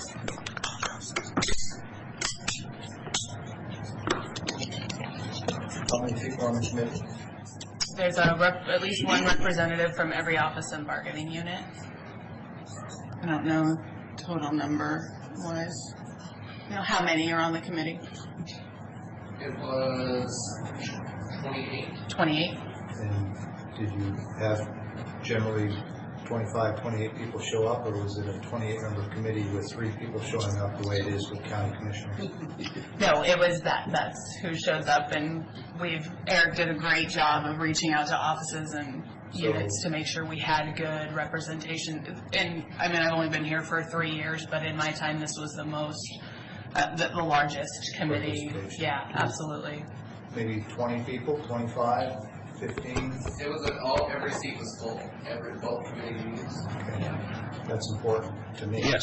I think it should be important to everybody. For sure. Well, that's my last slide, except for the one that says thank you. So, Thank you. If we could stay on that last slide, the option 1, option 2. do you want to talk about results of the survey? Yeah, would you like me to go through the results of the survey? Put that slide up there. Okay. Okay, did you want me to just verbally go through the results? Oh, you have slides you want to show? I do, but I don't have to. Yeah, just give me a second to... Okay. You know what I could do? I could give you this. I have a printout of this slide you can put in front of you, and then we can go through the other. Yeah, Does perfect. that work? I'm not like Bob. See, Bob's got a photographic memory. He just puts that in his brain. You can see that while you're talking. Well, I know, and he studies the read-aheads for hours. Yeah. Bob, do you I don't study him for hours. Do you want to page the page? Yeah, well, you got one there. I didn't. Yeah. So as Dave mentioned, we had 2 meetings with the Benefits Committee, and in the course of that, as we got into this, particularly the 2-tier versus 4-tier rate conversation, there was some recommendations from some employees that we solicit some individual feedback as well to give the board some more data points for consideration. I think we can certainly do a better job of kind of leveraging our technology tools to be able to give the board some more data points as we move forward. We've done that in the past with the non-bargaining VIVA conversation, so trying to apply that here. So I do have one question about the population. Yes. It would matter to me if some meaningful proportion of this population that responded to the survey were people who don't take benefits. Because I noticed in the online survey that you didn't have to use county benefits to weigh in and put forward an opinion. The survey audience was benefits eligible employees. Right. We do have a question that qualifies if somebody waives And county that's what I was coverage. gonna ask is, So are you going to break this? I absolutely am. Okay, I'll just be patient. One more, you got the benefit eligible employees of 280. Yes. And we're covering 254, whatever. 234 on the medical. 234. Yeah, you have more on the dental and vision and such. So we have required participation for dental and vision, but we allow the waiver for medical coverage. We have 280 eligible for dental or Oh. for vision, whatever the mandatories are. Correct. Yeah. Yes. So we had just over 50% of benefits eligible employees response, so, not quite as strong of a response rate as we had in our VIVA surveys, but a little over half of benefits eligible employees. We did make sure that populations that don't have daily interactions with computers were able to, particularly think Public Works road crew. We reached out to Public Works to make sure that their participation was facilitated as well. Those are very good response numbers, I think. When you get more than half of the population, that's sure. I realize it's not as isolated as a public survey where sometimes you're lucky to get 5 to 10, but still, I think it's a good return. And it was a pretty quick turnaround time as well. It was really just a couple days that we had it open because we identified this need after that last benefits committee meeting and really needed to get it together to present to the board. So considering that as well, I do feel like it was a good response rate. So one question that we asked was, what is the most important when choosing a medical insurance plan to individuals? And as you can see, overwhelmingly almost half was monthly premium cost. I do think we've been pretty lucky with our plans in the county over the last several years as we've had pretty stable networks, broad networks. That's been one of the, key things I know Dave and his team has worked to make sure that all 3 hospitals are in the network, which stabilizes that network a little bit. Out-of-pocket maximum it was the next highest at 16%. So again, it's that financial question. Network coverage came in there at 13%, and then deductibles at 9%. So again, that financial question. So it's certainly the financial piece of the plans that are driving people's decision making. I'm surprised the co-pays isn't a little bit higher percentage, but that's good. It suggests that people haven't found them to be onerous or unreasonable. That's another place where I think we've been lucky to be able to keep those co-pays down in our plans. And keep in mind, the reason your plan designs are what they are was a direct result of benefit committee participation. We dissected the plans a couple of years ago, looking at where the sweet spots were for co-pays on office visits and prescriptions and things like that. Clearly trade-offs there. Yes. Comparison. And we look at that too every year too. Is there a great decrease to the premiums if we up those co-pays? And often, like Dave said, I think we're in kind of a sweet spot right now for our group where you don't see that much of a benefit by raising them. Financially, Dave, isn't it pretty much premiums, co-pays, and out-of-pocket caps? Aren't those the 3 dynamics that we're trying to find a sweet spot? Sure. Financially. Yes. Next question we asked is, what tier of medical insurance coverage do you currently have? So this is where you can see the demographics of the group that took the survey. So we had about a third at 34% on the employee-only coverage, employee spouse 12%, employee and family 10% of the respondents, employee children about a little over a quarter at 27%, and then 17% that waive coverage. So the majority of respondents to the survey are those that take county medical insurance. Next we asked, would you change your coverage tier if the premiums were lower? And about 2/3 to 66% said yes, the tier would change.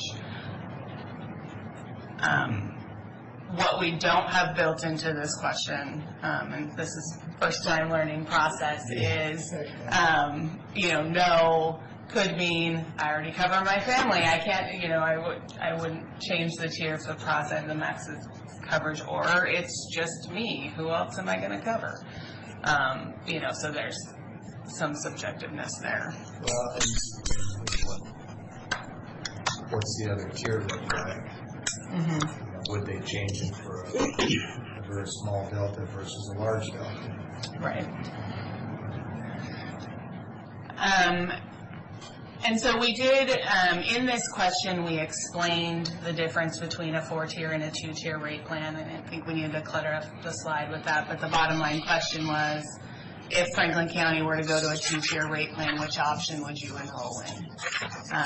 17% would still waive, 34% employee only, and 49% employee plus dependents. So what was the employee only number before? 130, oh, sorry. It was 34%. 34%. So that's unchanged. So basically, the dependent and spouse, they just said, I'm still going to stay there. I'm still going to cover my dependents. And my sense is that when you join the employee spouse group together with the employee family group, it's bringing that premium up a little bit, understandably. It's giving a little extra cushion to the employee dependents, and at a little bit of expense to the employee spouse and employee owner. Follow me? Okay. I'm sorry. Just talking about how the premiums shift when you make that move. When you move to the The two-tier, employee spouse is a little less than the employee dependents because employee spouse is 2 people. Employee dependents could be employee and 12 dependents. And Dave's nodding yes. So. You don't have anybody in that situation, but it could theoretically. Well, but employee dependents could be an employee and 3 dependents, Yes. 3 kids, Right. which is a bigger cost risk to the insurance company than employee spouse. Employee spouse is a known 2 people, I see what at least you're in this state. although when we see the shift from the 4-tier to the 2-tier, the employee spouse stays about the same or reduces a little bit, and the employee only reduces as well. Yeah. It goes back to that thing in mind. This has always been the struggle. It's between what our commitment has been and what our policy is versus what we'd like to do for our employees and families. And the employees and families are the ones that historically get hit with the biggest costs and the biggest increases. And we've had endless discussions about how do we moderate that impact on the families and still honor our commitment that our commitment is employee-only coverage. And how do you constantly balance those two? And so thankfully, this year it's on a much, much smaller scale. And to go with a 2-tier shifts us slightly toward the heart conscience, I call it, of wanting to provide better low-cost coverage for the families, even though it's at the expense of the employees only. No. The employee-only premiums go down with the 2-tier. It's the employee children premiums that go up. Okay, well, the employee dependents. Is it late? Okay, whether it's employee children or employee dependents is still different than employee spouse. Employee spouse stays about the same. Comparing the 4-tier with the 2-tier. Yeah. It was So maybe if there's a loser group, for lack of a better term, going from 4-tier to 2-tier, it's the employee children group. Well, let's be honest about it. If your premiums are going up and your coverage isn't changing, you're losing. Yes. Okay, there's no niceties about it. That's Right. life. So, okay. Right. So go ahead. But they go down for the other groups. Right. Even the employee spouse Yes. goes down slightly. So the other tiers benefit at the expense of the employee and children category. And that's why I said, I think you'll find if we go to the 2-tier, you'll find more people moving to the employee family. Well, and that's one of the things that we asked as well. Here we go. So would going to a 2-tier rate allow you to add dependents to the medical plans? And I don't know what happened on the left-hand side of that first one, but it was close to 50-50. 51% would add dependents. 50% of those that have dependents to add would add dependents. And about 49% would not, who do not have any dependents. I was going to say, it's kind of hard if you don't have. Again, if you don't have dependents, you couldn't add. If you already cover your family, you can't add dependents. And then we asked if going to that 2-tier rate structure would cause you to drop dependents from the plan, and 86% said no, they wouldn't drop dependents. Yeah, there's always the risk of unknowns. I mean, we've talked about this before, how much I hated statistics in my graduate program, but Prof would always take a chart like this and just sit there and say, well, this could mean this. There's so many things that it's really hard to anticipate ahead of time what all those are. In this one, the 14% yes, it might just be that it slips over a line where it makes more sense to put the dependents on the spouse's plan out of Hanford. And it isn't necessarily a foul for us, and there might be benefits to our community of them doing that. So, you know, to look at these and But I should say, on the other hand, drop the dependents and move it on to a full family. yeah, I'm going to go back and look at, I'd like to go back and look at those cost Judge structures. said, Absolutely. Not right now, but. I said, you've got the rest of this in front of you. Brad could look at. Do you want to look at all of them? Charges per page usually. They're stapled together, kind of funny, but. So then we did ask some qualifiers around kind of the makeup of households in terms of, do you currently have any dependents in the household, which about 2/3 of employees do have dependents in their households. And if they're covered on Franklin County medical insurance, and it's about the same, a little less, 61% cover their dependents. And if no, why not? We had some funny stuff happen with the data here. See if you can know how to this way. Because I have that. Do what, huh? No. We are not IT people. I work with people. Oh gosh, okay. But I think I have the information here. So we asked why people do not cover their dependents, and the largest section there, 44%, is that they do not have dependents. So obviously they would not be covering dependents if they don't have them. 27% said cost. 14% said coverage is available through the dependent's employer. It's interesting because the other percentage was 14, and that's the shift. 10% their dependents have coverage through a government program, and 6% said due to the VIVA contribution amount. So obviously not covering dependents can equal that higher VIVA contribution for the employee. We asked if people have ever covered dependents at Franklin County. About 2/3 said yes, and about 1/3 said no.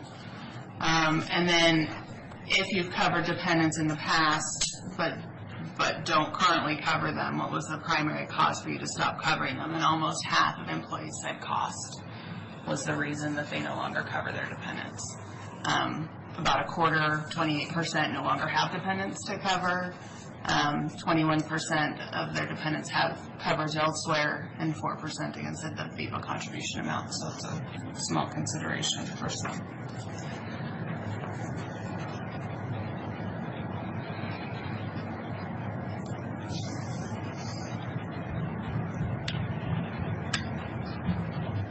So that was the last of the questions we asked. Again, just some points of consideration in your decision. I understand that none of it's definitive, just like our, projected plan numbers aren't definitive because, people's situations change. So I get your point now. It's the employee children where it's shifted from. Yes. Early on, it looked like it was shifting from the employee only. No, the employee onlys actually go down. When you go from 1 to 2. Mm-hmm. They do. I mentioned what he did as far as chances are the families are going to, the employee spouse will change over to a family plan rather than either the children or the spouse. Right. A couple comments that were made in, I think it was the last committee meeting when we were trying to kind of hone in on that employee with children, is you had some people who don't put their spouse on because the spouse has coverage through the spouse's employer. And they said, well, if it's going to cost me the same, I'll add my spouse. And then you had some folks who were employee with children with no access to other coverage. And so the concern was, what would those people do with, their kids? Would they, just pay the extra premium, or would they make take other action? And I think Carly's survey said that, 14% would have to take other action. But again, we don't know what the details were, though.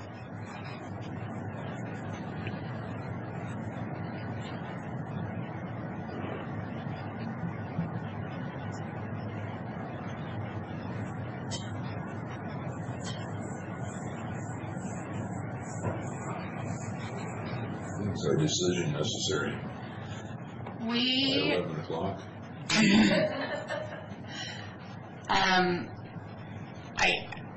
Ideally, we would have a decision today. Certainly, if the board would like some more information, if we could get a decision on the carrier, we could move forward with preparing for an on-time open enrollment date of November 6th, and we could potentially have a decision on the plan structure, the rate structure next week, but we would need to have it next week. But obviously, we're working with an abbreviated time frame, as we always are, to work to get open enrollment done before Thanksgiving. I have no problem at all with the suggested carrier.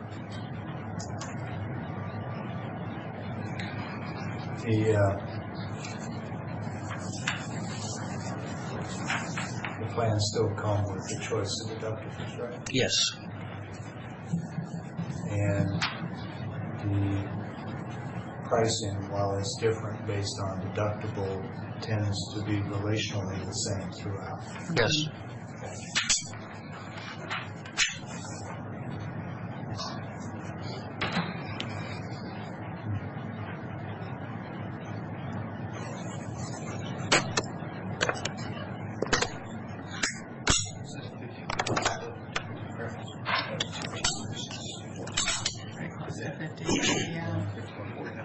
And like Commissioner Cook, I don't have a problem with the choice of carrier either. Clearly, looks like the better choice, and it's what the committee wanted. It's just down to whether option 1 or option 2, and as you said, it appeared to be pretty evenly split. I'm sure it's in those numbers somewhere, but of our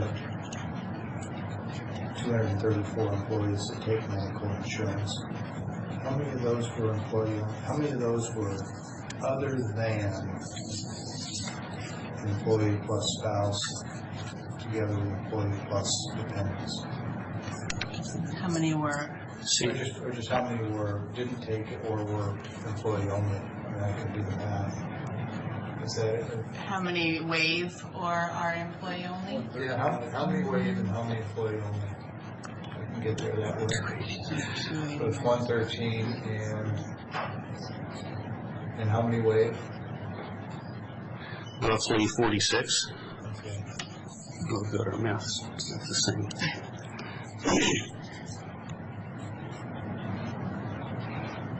What I'm looking at is how much weight do you put to the employee-only interest versus the employee independence, and you weight that according to the population. In this case, it looks like it's about a 40-60 split between employee-only and employees with other family members that they cover.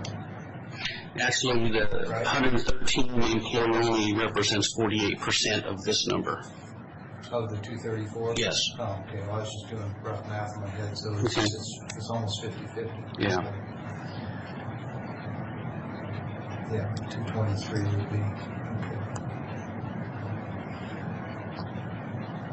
Yeah, it really is kind of a toss-up. I wonder if there's any employees that took the time to come here today that want to voice an opinion. I know there's employees that took the time to come here. But you have to come up and tell us who you are and give us your Social Security number and bank account. My name's Kelly Shadler, and I've been on the Benefits Committee for a couple of years, and I usually am the quiet one, but I listen and I take the information I'm usually back. the quiet one too, so I understand. I take the information back to the office. And the only comments I had from our office was that people that were in the employee children, they felt like it wasn't other people's responsibility to pay for their insurance, even if their insurance was going to go down. I had that from two people in our office that are on employee children. And then one of the other concerns somebody had, and I don't know if we know who this is going to affect, that a lot of times if you've got employees in the county and they're covering just their children, they might be single moms, and a $200 difference is going to be huge with their income. I don't know how that affects. I mean, usually if you've got a husband and wife in you're on the family plan and maybe both of you work.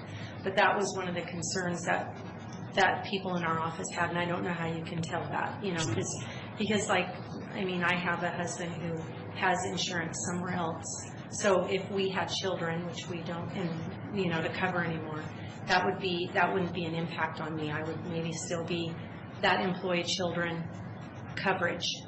So I don't know how you would know that, but I did actually have several people in our office. Most everybody in our office agreed with the 4-tier plan and felt that the 2-tier plan they're responsible for their families, and that was how it works out for them. So if I'm hearing what you said, the general consensus was that if you place a larger usage, I would say burden, but larger usage on insurance, then it's reasonable that you would pay more for it. It's more of an individual accountability than a group moderation approach. Yeah. I think it's a tough call. I mean, I see what you guys are saying. That's why I came down to, I was kind of curious how it was going to fall. Yeah. So it's definitely a tough one. Yeah. I'm still going back to, when the county makes a policy statement that takes a position that we're going to cover employees only, then we should either live by that or we should change the policy. I'm not saying it's the right policy. I'm just saying if it is the policy, then we ought to follow that. I'm not aware of that as a policy. And that speaks more to the 4-tier. Sure. Well, I've been saying it for 6 years. Well, certainly is a past practice. Yeah. I don't know, it's not, I mean, unless there's a policy that I haven't come across yet, that it's not a stated county policy. So even in Washington State, if somebody's fence is on your yard for 7 years, they now own part of your yard. If you can take property after 7 years, after 9 years, I think it becomes policy de facto, but good point, separate discussion.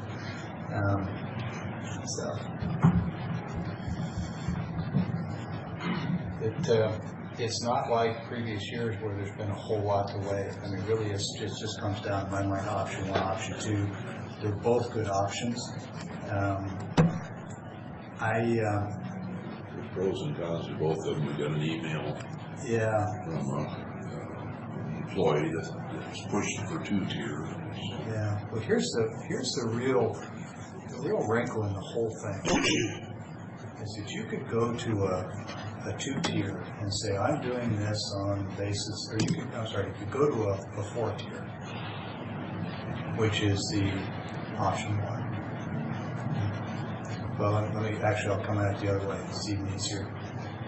You could go with option 2, the 2-tier, and say that we're going to reduce some of the burden on families, and it's going to cost the employee and children line more. We're going to do that because we just like people and we want to help everybody out. Even though some people are going to be losers in the equation. The big unknown is when you change that dynamic, what does it do to people's choices based on their other options? Mm-hmm. And the risk is that you can make a move in the interest of helping people and end up hurting them. Law of unintended consequences. And that, to me, is the big unknown here, is that you don't know. It's almost like you do this in 2 stages. You say, okay, we're going to go with Premier. It's going to be option 1 or 2, and you send out a survey and you ask people, if we choose option 1, do you anticipate making changes in your coverage or going to a different insurer? Same thing with option 2. It's really a 2-question survey. And even that wouldn't give you real finite information, but it would give you an idea. Because if you were to go with option 2 to moderate the cost for families, but you find out that all people with families suddenly move to a Hanford plan, now all you've done is put a higher cost on the employee and the children to no benefit of anyone else. You weigh that against the accountability model that says, as Kelly was saying, people with voice, that if you're going to have more people covered and use more services, then you should pay a higher fee. So I think that said, I'd be tempted to go with option 1 for the basis of if you use it more, it probably should cost more. But I'm open to option 2 if we wanted to do a quick survey and ask people how would option 1 or 2 impact their insurance selections. And if we saw that it's going to have little or no shifting involved, I could be persuaded to go that way. Can I make one more comment? That almost made sense to me. I hope it did to you. I didn't quite hear everything you said from where I was sitting, but Jim, I'm I might have. supposed to talk into Yeah, this, sorry. so I might be repeating, but that was another thing that was a concern in our office, and you guys might have spoken on this, is that one of the things when we talk about the insurance and we talk about how, you know, how much did insurance cost Premier, Aetna, from our county, and then we're planning on what our rates are going to be for the next year. I had several concerns in our office saying, okay, if we did change to the 2-tier, how is that going to affect our rates in a year if that increases our insurance coverage or our insurance costs? They said, is that going to end up costing everybody next year? Right. And let me answer it this way. Here are the two unknowns. And really, it's the employee with children category that we're focusing on. How many of those folks in the employee and children are going to add spouses that already have coverage because it doesn't cost them any more, which could increase risk, compared to how many, I think you mentioned single moms, would be forced to drop their kids off the Franklin County plan in search of lower cost options for those kids.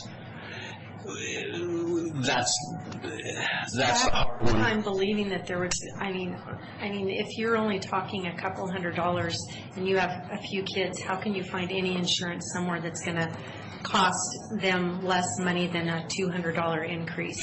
They might qualify for Medicaid. For Medicaid, yeah. Okay. Because Right. So, on the other hand, your 1 and 2 option, your full family on option 1 is almost over $400 higher than option 2.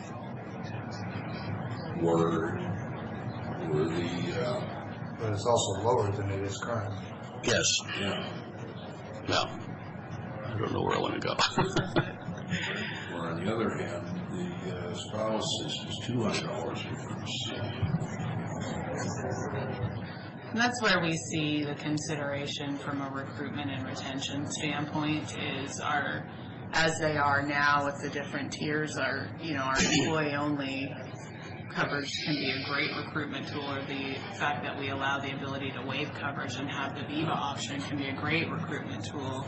On the other hand, the approximately $400 out of pocket for families is not competitive and makes it more difficult. So overall, benefits are not a good global recruitment tool for us because it is very specific to your situation. So it's not something that factors in. Isn't that always the case?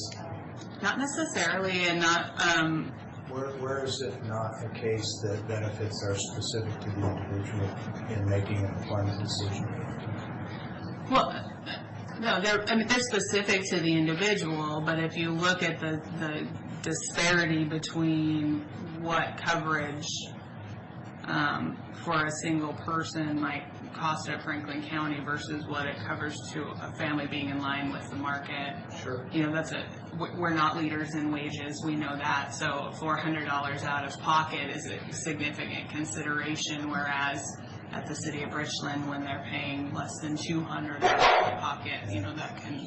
But when you say that the $12.99 for a family could be a discouragement to a potential employee, that assumes that potential employee has a family. If it's an employee only, then the lower rate of employee only becomes an inducement to employment. That's what I was saying, yes, So it's it is very individual, and no matter what you do with it, there will always be people who benefit and people who don't benefit as much. Is that better than saying losers? Relative benefit. So I think you're always going to have that dynamic. Do you know what the premium is for Benton County employees for family? 0. Benton County's on a composite rate, and the county contributes that full composite rate. They have an HMO higher deductible option that employee onlys can take that anybody can take it, but it reduces that premium cost, so then they can have that additional VEBA contribution, so that employee only don't completely lose out on that by paying the higher composite rate. Commissioner Cook, I get the sense that you kind of lean toward option 2. Am I reading you wrong? No, you're on the right path.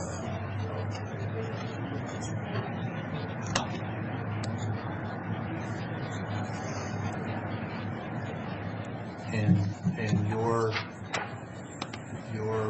preference for option 2, if you were going to persuade me to move off option 1, what would you tell me? Well, like I say, then it, just like I said a few minutes ago, the difference, I just happen to have the last screen right there. This is what I had on mine, and showing. This one or the last page? Yeah, let's get on the same page. Yeah. Literally. I'm looking at the... That one? 750. Oh, sorry. You want to look at the 750 deductible? Just put Any of them. deductible is most popular. 750. 750. All right, so let's look at that one.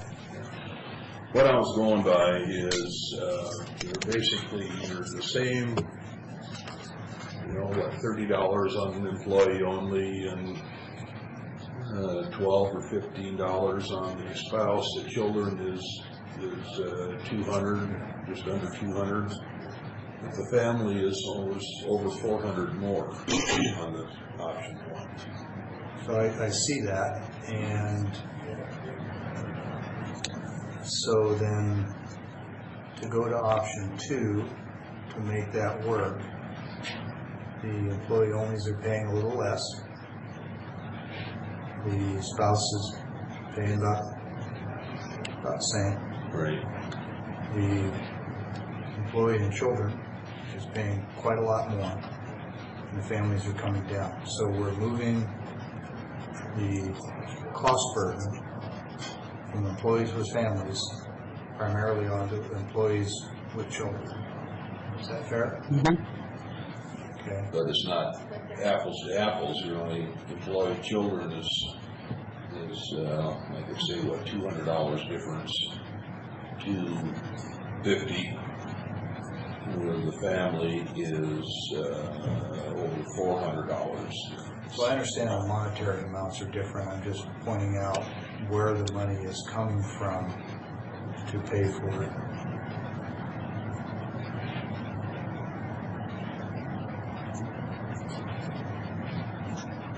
It's definitely the employee and children.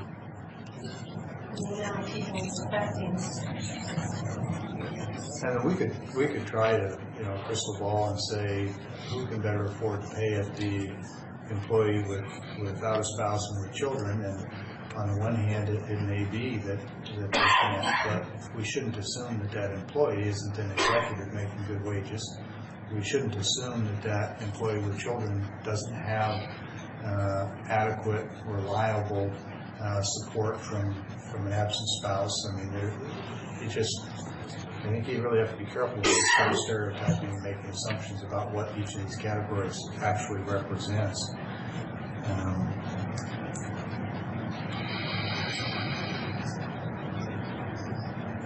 But the employee with children, let's say you've got a single parent with 4 children, and you've got a family category that's an employee with a spouse and 3 children, you're still covering the same number of people. Mm-hmm. And so, from that perspective, I can see some wisdom in what Commissioner Cook is saying, not on the financial piece, because I believe in pay to play, but from the standpoint that it may be a distinction without a difference to split those groups. Can we go back the 15 and 3,000? I'd like to see the count. Number of people. And that's why. Here, let me do this one. We have that total one there. How about that one? Okay. Yeah, so the children and family are just about equal. Oh no. Yeah, if you look to the far right, this represents 48%. That's 14.5%. Yeah. 25.5%. Well, that throws a different thing. One of the- children are the majority. One of the- Well, except for the employee only, but. Right, and that's where, one point that was brought up by an employee in the committee was just looking at the numbers. You have 174 employees that would benefit from a move to the two-tier versus 60 that would have an adverse effect. Not to advocate either way, but that was one thing that was brought up.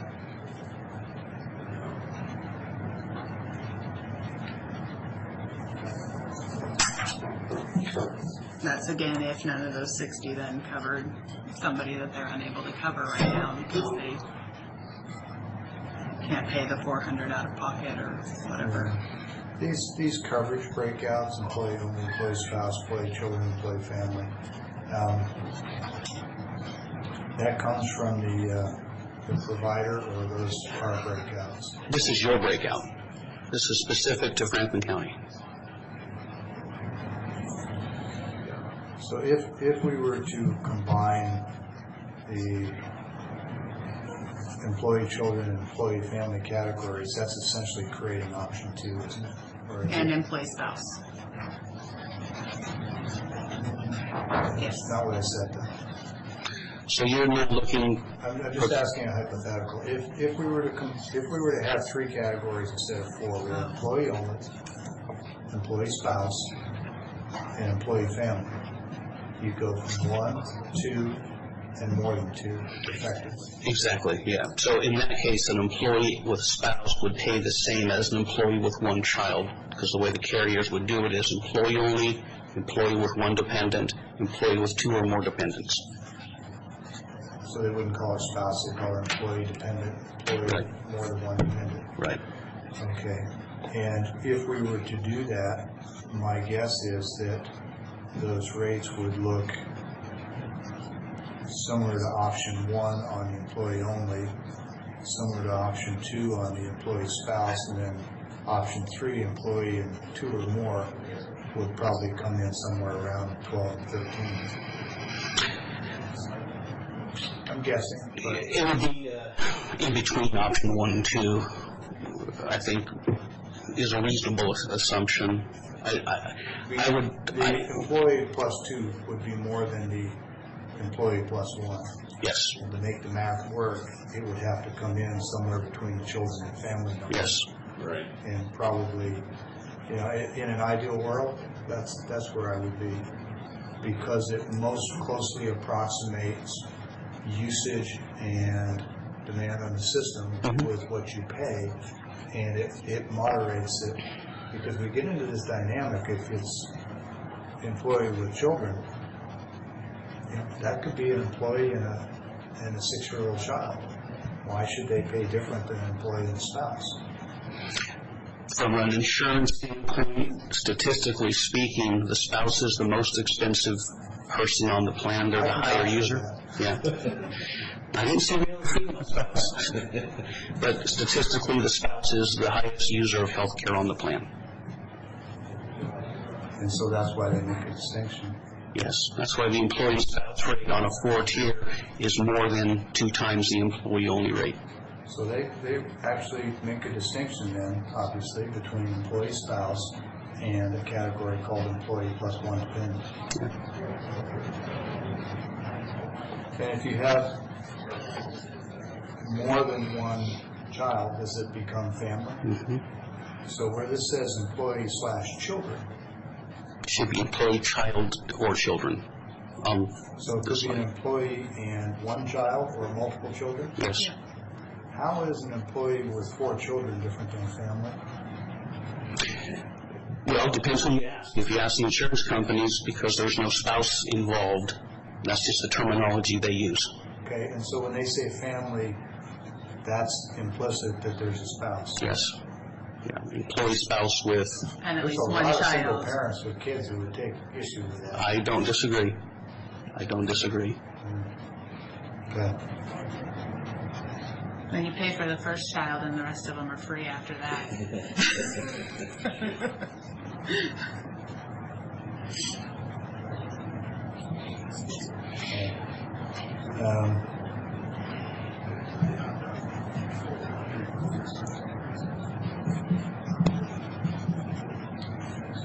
Wish the employees would have had more input. What's that? So I wish the employees would have had more input. Well- Split. Yeah, but I mean, 28 people participated in the committee. Some folks took time to come and talk, and I think that's pretty good. But yeah, I don't think you can have too much of that input.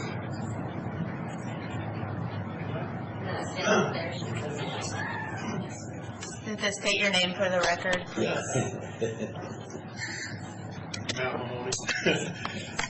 I'm not here to try to sway the board one direction or the other. What I will say is I've been to these meetings. The beautiful thing about this committee is they are receptive to everybody's needs. And they're very concerned about the cost for everybody, whether that be a family, employee, spouse, employee with the full family, with just children. So that being said, that is always a concern for all of us on the committee, and we appreciate the board, and I do specifically that you guys are having that same types of conversations and care and trying to make this critical decision.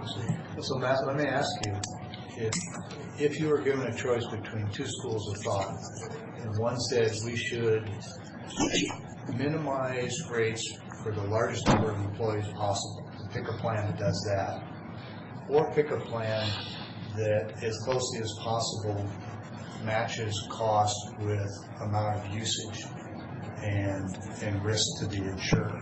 So whether you're a single employee or whether you're a 6-member family, obviously the cost is going to be different.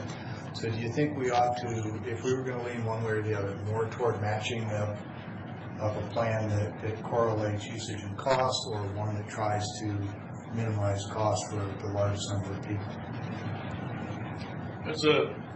I have my own ideas for what the county That's what I'm asking. Is you're I- one of 280 voices, so I'm not going to make a decision based on what you say. I think the county pays out a lot of money every year in benefits, and I'd like to see that money pooled and see if the county could actually even get close to covering everybody regardless with that pool of money. We got a lot of money going into VIVA. So self-insured? To a degree, maybe going through a plan, but trying to get it to where everybody benefits, and these costs that we see up here, even on the option one, if there is some cost to employees that do have spouses and families, that those are incredibly decreased by pooling the county's whole money. That would be what I would like to see. So put the same premium for every category? No, making sure that every employee is covered, but instead of paying out into VIVA, that money goes in to help pay for everything else. That's what I would like to see. It's a very unpopular stance because people have fell in love with VIVA. VIVA is now, people consider that part of their income.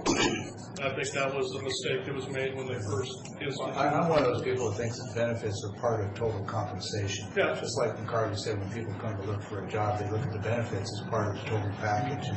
And so, okay. Me personally, I'm very empathetic to those individuals. I fall up in one of these categories that you folks are talking about, but my situation is completely different than maybe somebody else who's just covering their children. Yeah. And it'd be unfair for me to say that. Me personally, option one, nobody loses. That's my opinion. As I look at the numbers, across the board, it's a drop from the previous year, from the year right now. So I just, me personally. Well, option one kind of speaks to trying to match the premium cost for individuals with how much they use the plan. Correct. Option two attempts to moderate those costs, so it's higher for some, lower for others, but it sort of suppresses it for everybody. Correct. The extreme, I guess, in option three would be everybody pays exactly the same amount, regardless of what your usage is, and it's a very collective approach. I didn't say socialist, I said collective. Well, I agree, but I think that any of us, our whole goal is to be a utopia where we're not paying anything out for medical, and if that's the case. Well, somebody's going to pay, regardless. Well, the county pays a lot right now on behalf of every employee, and we all appreciate that. Me personally, I'm willing to pool my extra money to help other people. But I stand alone. I stand alone on that, so. Did you want to make a comment? Oh, come on up. We're interested in everybody's opinion.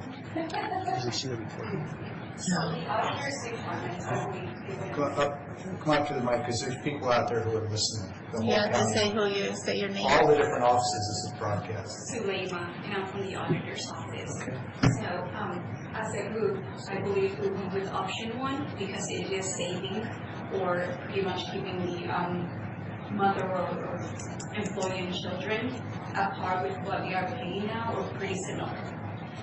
My biased opinion is also to stay with option 1 because I am the mother of 2 employees who do not cover children. And you're a family, even though there's not a spouse present. Right. I am a family regardless of spouse present or not. So I do cover my children in that. But I'm also kind of with Matt on that. We have VIVA, and some people would like to pocket more money from VIVA to cover some expenses.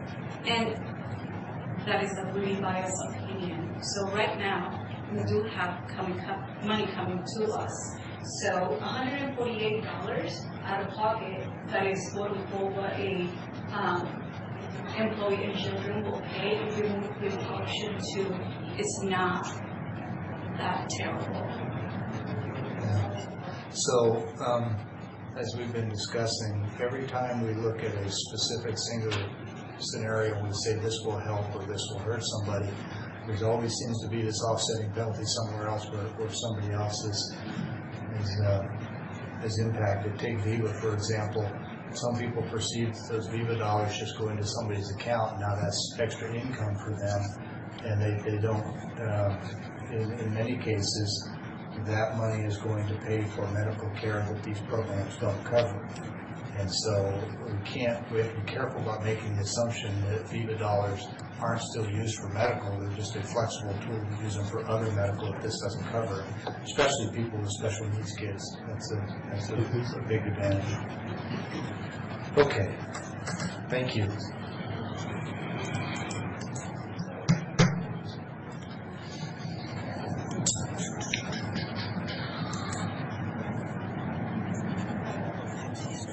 With this discussion, if we carry on, I could go with option 1, hearing more outside people discussing. Well, I think there's good arguments for both, but I think I lean slightly to option 1 myself.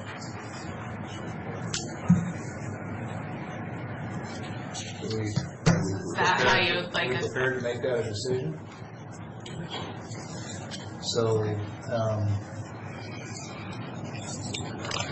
that being the case, Mr. Chairman, I move that we adopt option 1 with Premier as the choice of the majority of the board present and offer that guidance to staff to move forward with option 1 for 2018. Second. All in favor? Aye. Now, Dave, do we need a second decision on that? No, we don't, because if we chose Premier, then Premier for dental as well. Right.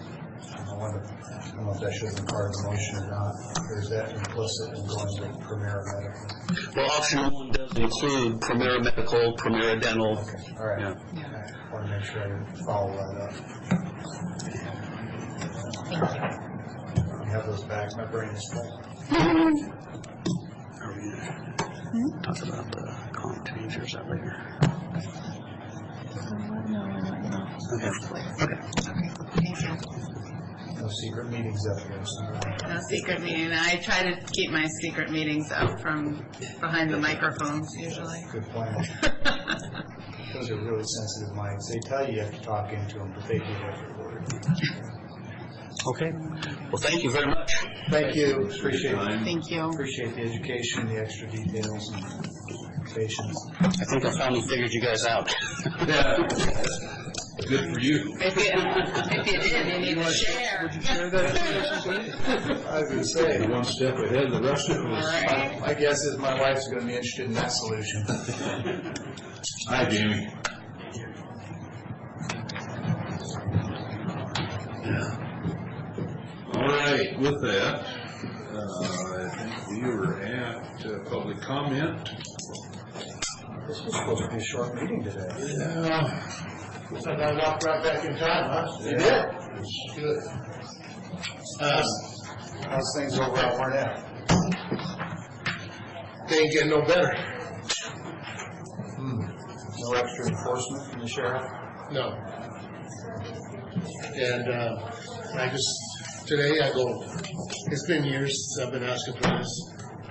And I want to find out if the recommendation came in from Public Works about what their recommendation was out there for a speed deterrent. Yeah, I think it's been sufficient enough time for a report to come in. You want to speak to that? We had a conversation a while back with the board about it. As I recall, the answer was that speed bumps and speed tables, the issue was not so much cost as that in places where they were put in, other neighbors came in and complained and wanted them removed, and by majority consensus they ended up being removed, and that there was additional cost in doing that, and two, that the use of them didn't effectively reduce speed, and third, that we discussed the option of putting up an electronic speed device to tell people what their speed was in an effort to try and induce them to slow down. And then the fourth thing we talked about was increased enforcement. And I thought that the sheriff was on board with the increased enforcement. I'm not putting words in his mouth, that was the impression I left with. And that we were going to put up an electronic speed warning sign coupled with enforcement, because if you see a sign that says you're going too fast and you go by it anyway, then you really ought to get a ticket. What part of that memory did I get right? Hopefully some of it. It all sounded right, and we're proceeding forward in that direction. The county engineer provided a report. That recommendation was made to the board by Keith. Not to do speed tables or speed bumps, to do electronic signage with enhanced enforcement. Yes. Okay. And we're proceeding that way. As the board knows, we've taken darn near a $5 million hit to the county road budget. I haven't enforced a spending freeze on things. We have submitted for a federal project to do these types of signs in other locations throughout the county. And what we're doing is waiting for that funding to come in. We would like to do this at the same time. There's going to be some economies of scale and all that. So if we were going to do this one now out of pocket, reimburse ourselves later, it would be more expensive. Is it significantly more, you think, or should we bite the bullet on one and maybe use that to give us some empirical evidence as to whether or not it makes a difference? I mean, we can. It's going to make a little bit of difference when you're looking at the installation of, just even from a project management standpoint, from our standpoint. The main thing is just the cost of it. If the board remembers, the range that we talked about can be upwards to $20,000. And in our current climate now, still waiting on reimbursement from FEMA, reimbursement from FHWA on the flood damage that we incurred. Because we've just borrowed money from our reserve fund to pay for all the. What was the road repair bill thus far? Do we know? It is. Our total cost is a little over $4 million. Our original estimates were at $5 million, and we're a little under there, and we've yet to receive any reimbursement at all. So we're north of $4 million to fix the storm damage. We borrowed money out of our reserves to pay those until we get reimbursed by the government. Yes. And if I'm reading you right, you're saying we don't necessarily feel like we can go, when we're borrowing money from our reserve, to go spend money to do this. But it's a relatively small amount for one sign, too. Correct. Well, it'd be two signs, and there's. If we did this one, would the preparatory work, engineering, whatever you want to call it, be applicable in other places? Absolutely. So it wouldn't be like, because the first one always costs the most. Whether we're doing 50 in one program or whether we do one and then carry those learnings forward. that first one probably still isn't going to cost us more. I'm wondering if maybe we could look at that as an option. Absolutely. I mean, I don't know how much difference it's going to make, but been very patient. He's come in here many times. I don't think any of us condone the behavior that's going on. I'm of the opinion that the speed tables and speed bumps, and I've driven that road, by the way, probably 20 times since you were in here last. Normally it's a route I never take. I go out of my way to drive that to see what's going on. I've noticed the houses on the right side. I've noticed the signage they have up, the care or lack of for the weeds on both sides of the roadside. I've been paying attention to what's there, but I've also been paying attention to those places where there's speed bumps. And what I see are, and not picking on Honda Civics, but I see a lot of nicely modified Honda Civics that do 60 right up to the speed bump, and then they stop and they go over it, and then they launch out at 60 again. And so you're solving the problem in a little skinny window. And I just have to wonder if it isn't better to put up a sign that gives them more than fair warning and have a deputy sitting half a block down that gives them their second warning that costs them real money. And we start working on the behavior.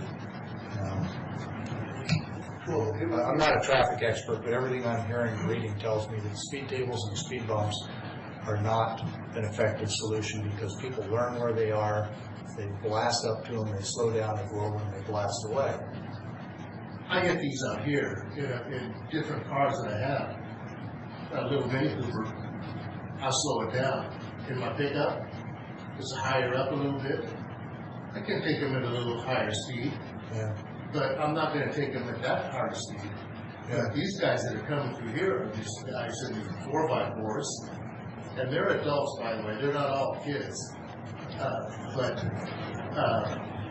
they're going to slow that thing down quick. But 250 feet apart from each other. That's the only reason I said that I mentioned it about the speed tables. Haven't experienced these down here. It's a perfect solution.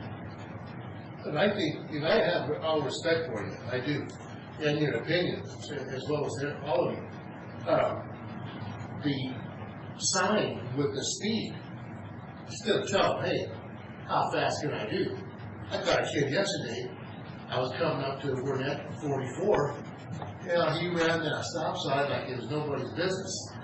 They do that all the time. We're at the stop sign. Heading east on Burnett. On Burnett, 44, right there, that four-way stop. They run it all the time, and when it gets icy in there, boom, they're running it through. It's only a matter of time before something happens. And at the speeds that they're doing through there, and I exaggerate not when I say that the speeds that they're hitting, 60, 65 in there. That is the speed that they're hitting through through that part. And they could be trucks, they could be cars, but they're coming through there hard. And I want to stop the situation. So a day like today, yes, Wednesday, what time of day would this kind of traffic be happening? Between 4:30 and 6:37. Okay. I'm going to be out there today. I'm going to count vehicles. And I'm going to try to estimate how fast they're going based on how long it takes them to go from one end to the other. It's not scientific, but I've been out there many times, and I'm not questioning for a second the accuracy of what you're telling me. I believe it's 110% accurate. I'm just not seeing it when I'm there. So I'm there at the wrong time. Absolutely. So I'm going to go check it out. I'll be out there today. Anybody wants to join me? You can put ropes out too, can't you, Matt? And pick up the data on the speed and the type of vehicle somewhat. Yes. It tells the type of vehicle, the speed they're going, and of course counts the average daily, gives us average daily traffic, so it's full bid data. Have we done that on that route lately? Yes, we have. Okay. And I will say that what did it tell us? It tells us that the 85th percentile is just below 35 miles per hour. So 85% of the people are driving less than 35 miles per hour. And by extension, 15% are driving faster than that. They could be, in increments. Does the data above the 85th percentile have any kind of a breakout? Yes. Okay. I'd like to see that data. Absolutely. And I'll tell you from previous experience with this identical issue other places, I know that virtually anywhere you put these out, there's going to be a percentage that are going faster than the speed limit. Whether it's typically 15%, is the 85% some sort of an industry standard for what you use as a benchmark? Correct. And tell us more about what that benchmark is, why they use that. What that's based on is that it's based on simplistically just that 85% of the traveling public will travel down any given roadway at a safe speed. That's without you telling them the speed. They will travel down a roadway, any roadway, what they consider to be the safe speed for the roadway based on surroundings, based on the road. In this case, the 85% though were at or below the posted speed? The posted speed is, I believe in that is 25 miles an hour. It's been lower. That is considered. I find it hard to believe that 85% of people going that road are doing 25 or less. So the safe speed and posted speed aren't the same thing. No, correct. Perceived safe speed. Correct. Well, including the intersection he's talking about, as he says, this issue has been going on, and the county, the Public Works Department was compelled to turn that two-way stop at 44 into a four-way stop to try to slow down traffic. And from what I'm hearing, it's actually had an opposite effect. People run through the stop sign. And so what we talk about it from an engineering standpoint is you have engineering speed limits, engineering signs, and then you have political speed limits and political signs. And any one of those are acceptable. Political being the limits by which you do or don't enforce. Correct. Okay.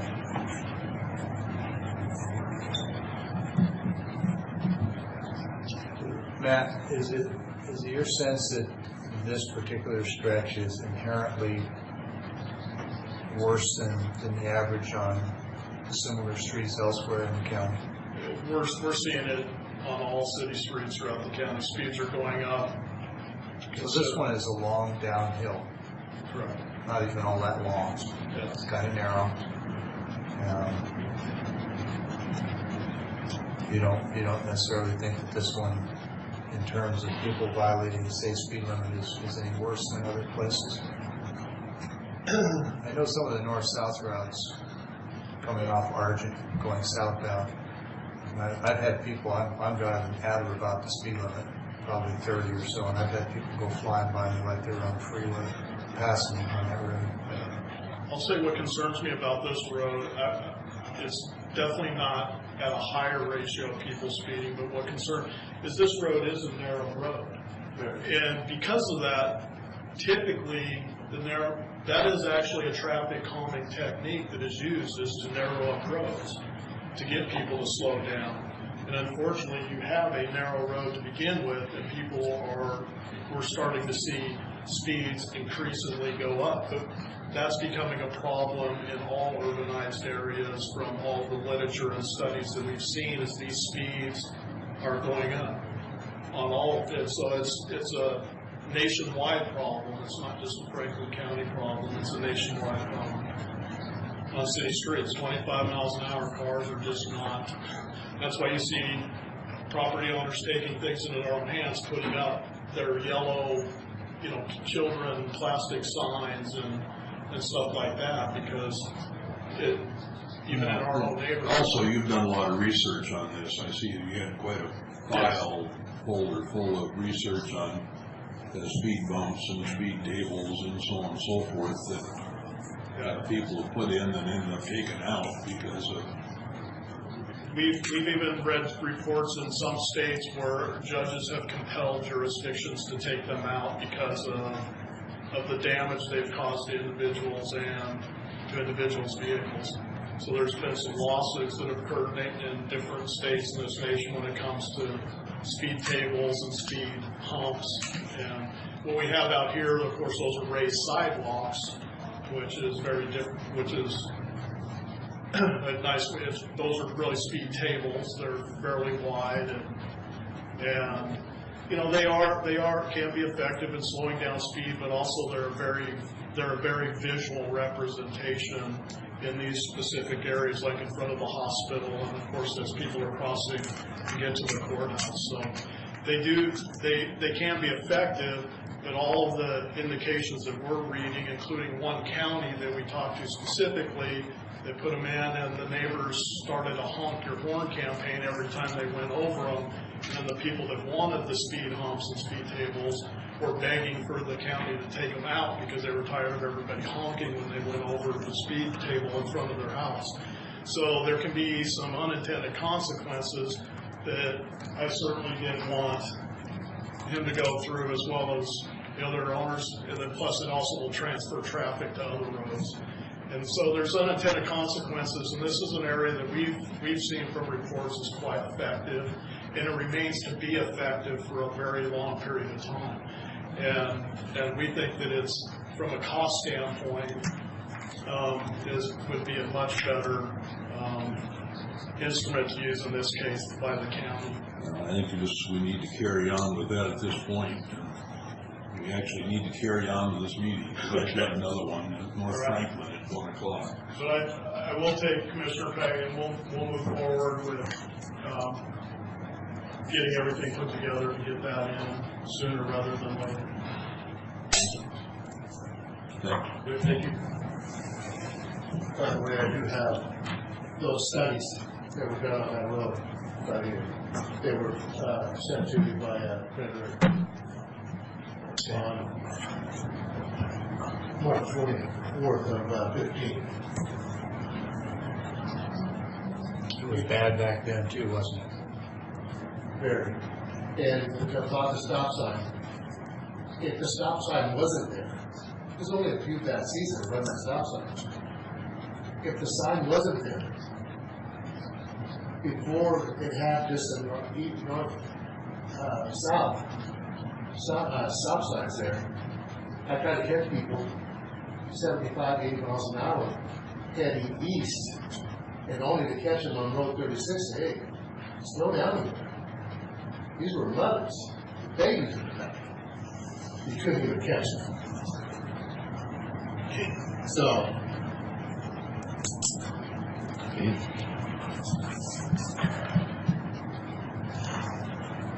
Thank you. Any other public comments? Want to pay the bills then? Okay.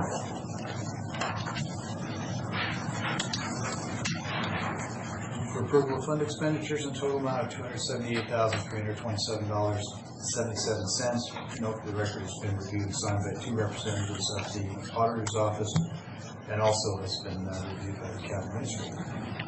Second, all in favor? Aye. And next, move for approval of warrants for county roads and motor vehicles in the total amount of $102,178.25. Note that this has been reviewed and signed by 2 representatives of the auditor's office. Second, all in favor? Aye. I forgot to mark the 2-0 on there. Got it.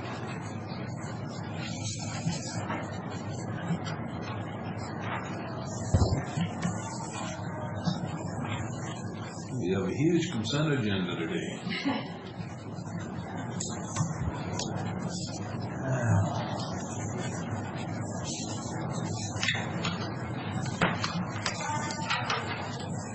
And before I move for approval on this, I'm going to take another look here.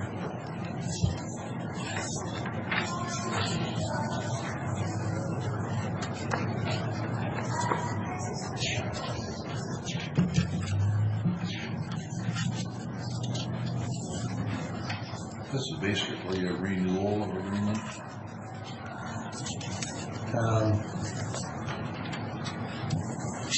I've got 2 different stacks here. Bear with me for a second. Keith, is this a renewal? Yes, they've had an agreement with Columbia County that expired, and this is I just picked up the wrong stack of paper. That's all I was doing, was trying to get administratively squared away. Karen had it all nicely organized and laid out, and I just picked up the wrong file. I'm going, well, where the heck is it? Okay.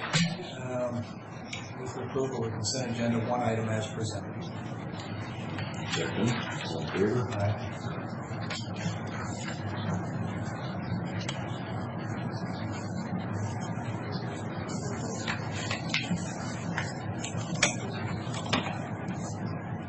Keith, what do you have for us today?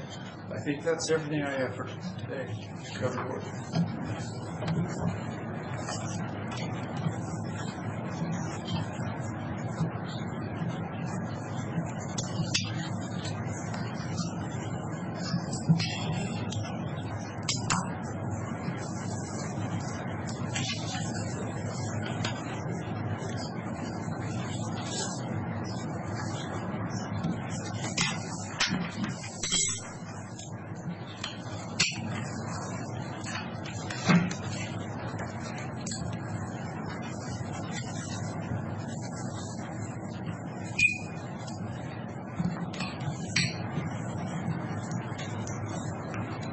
Do you have an executive session?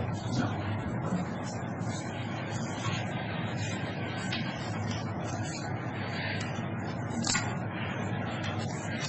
There's nothing else for the good of the board today.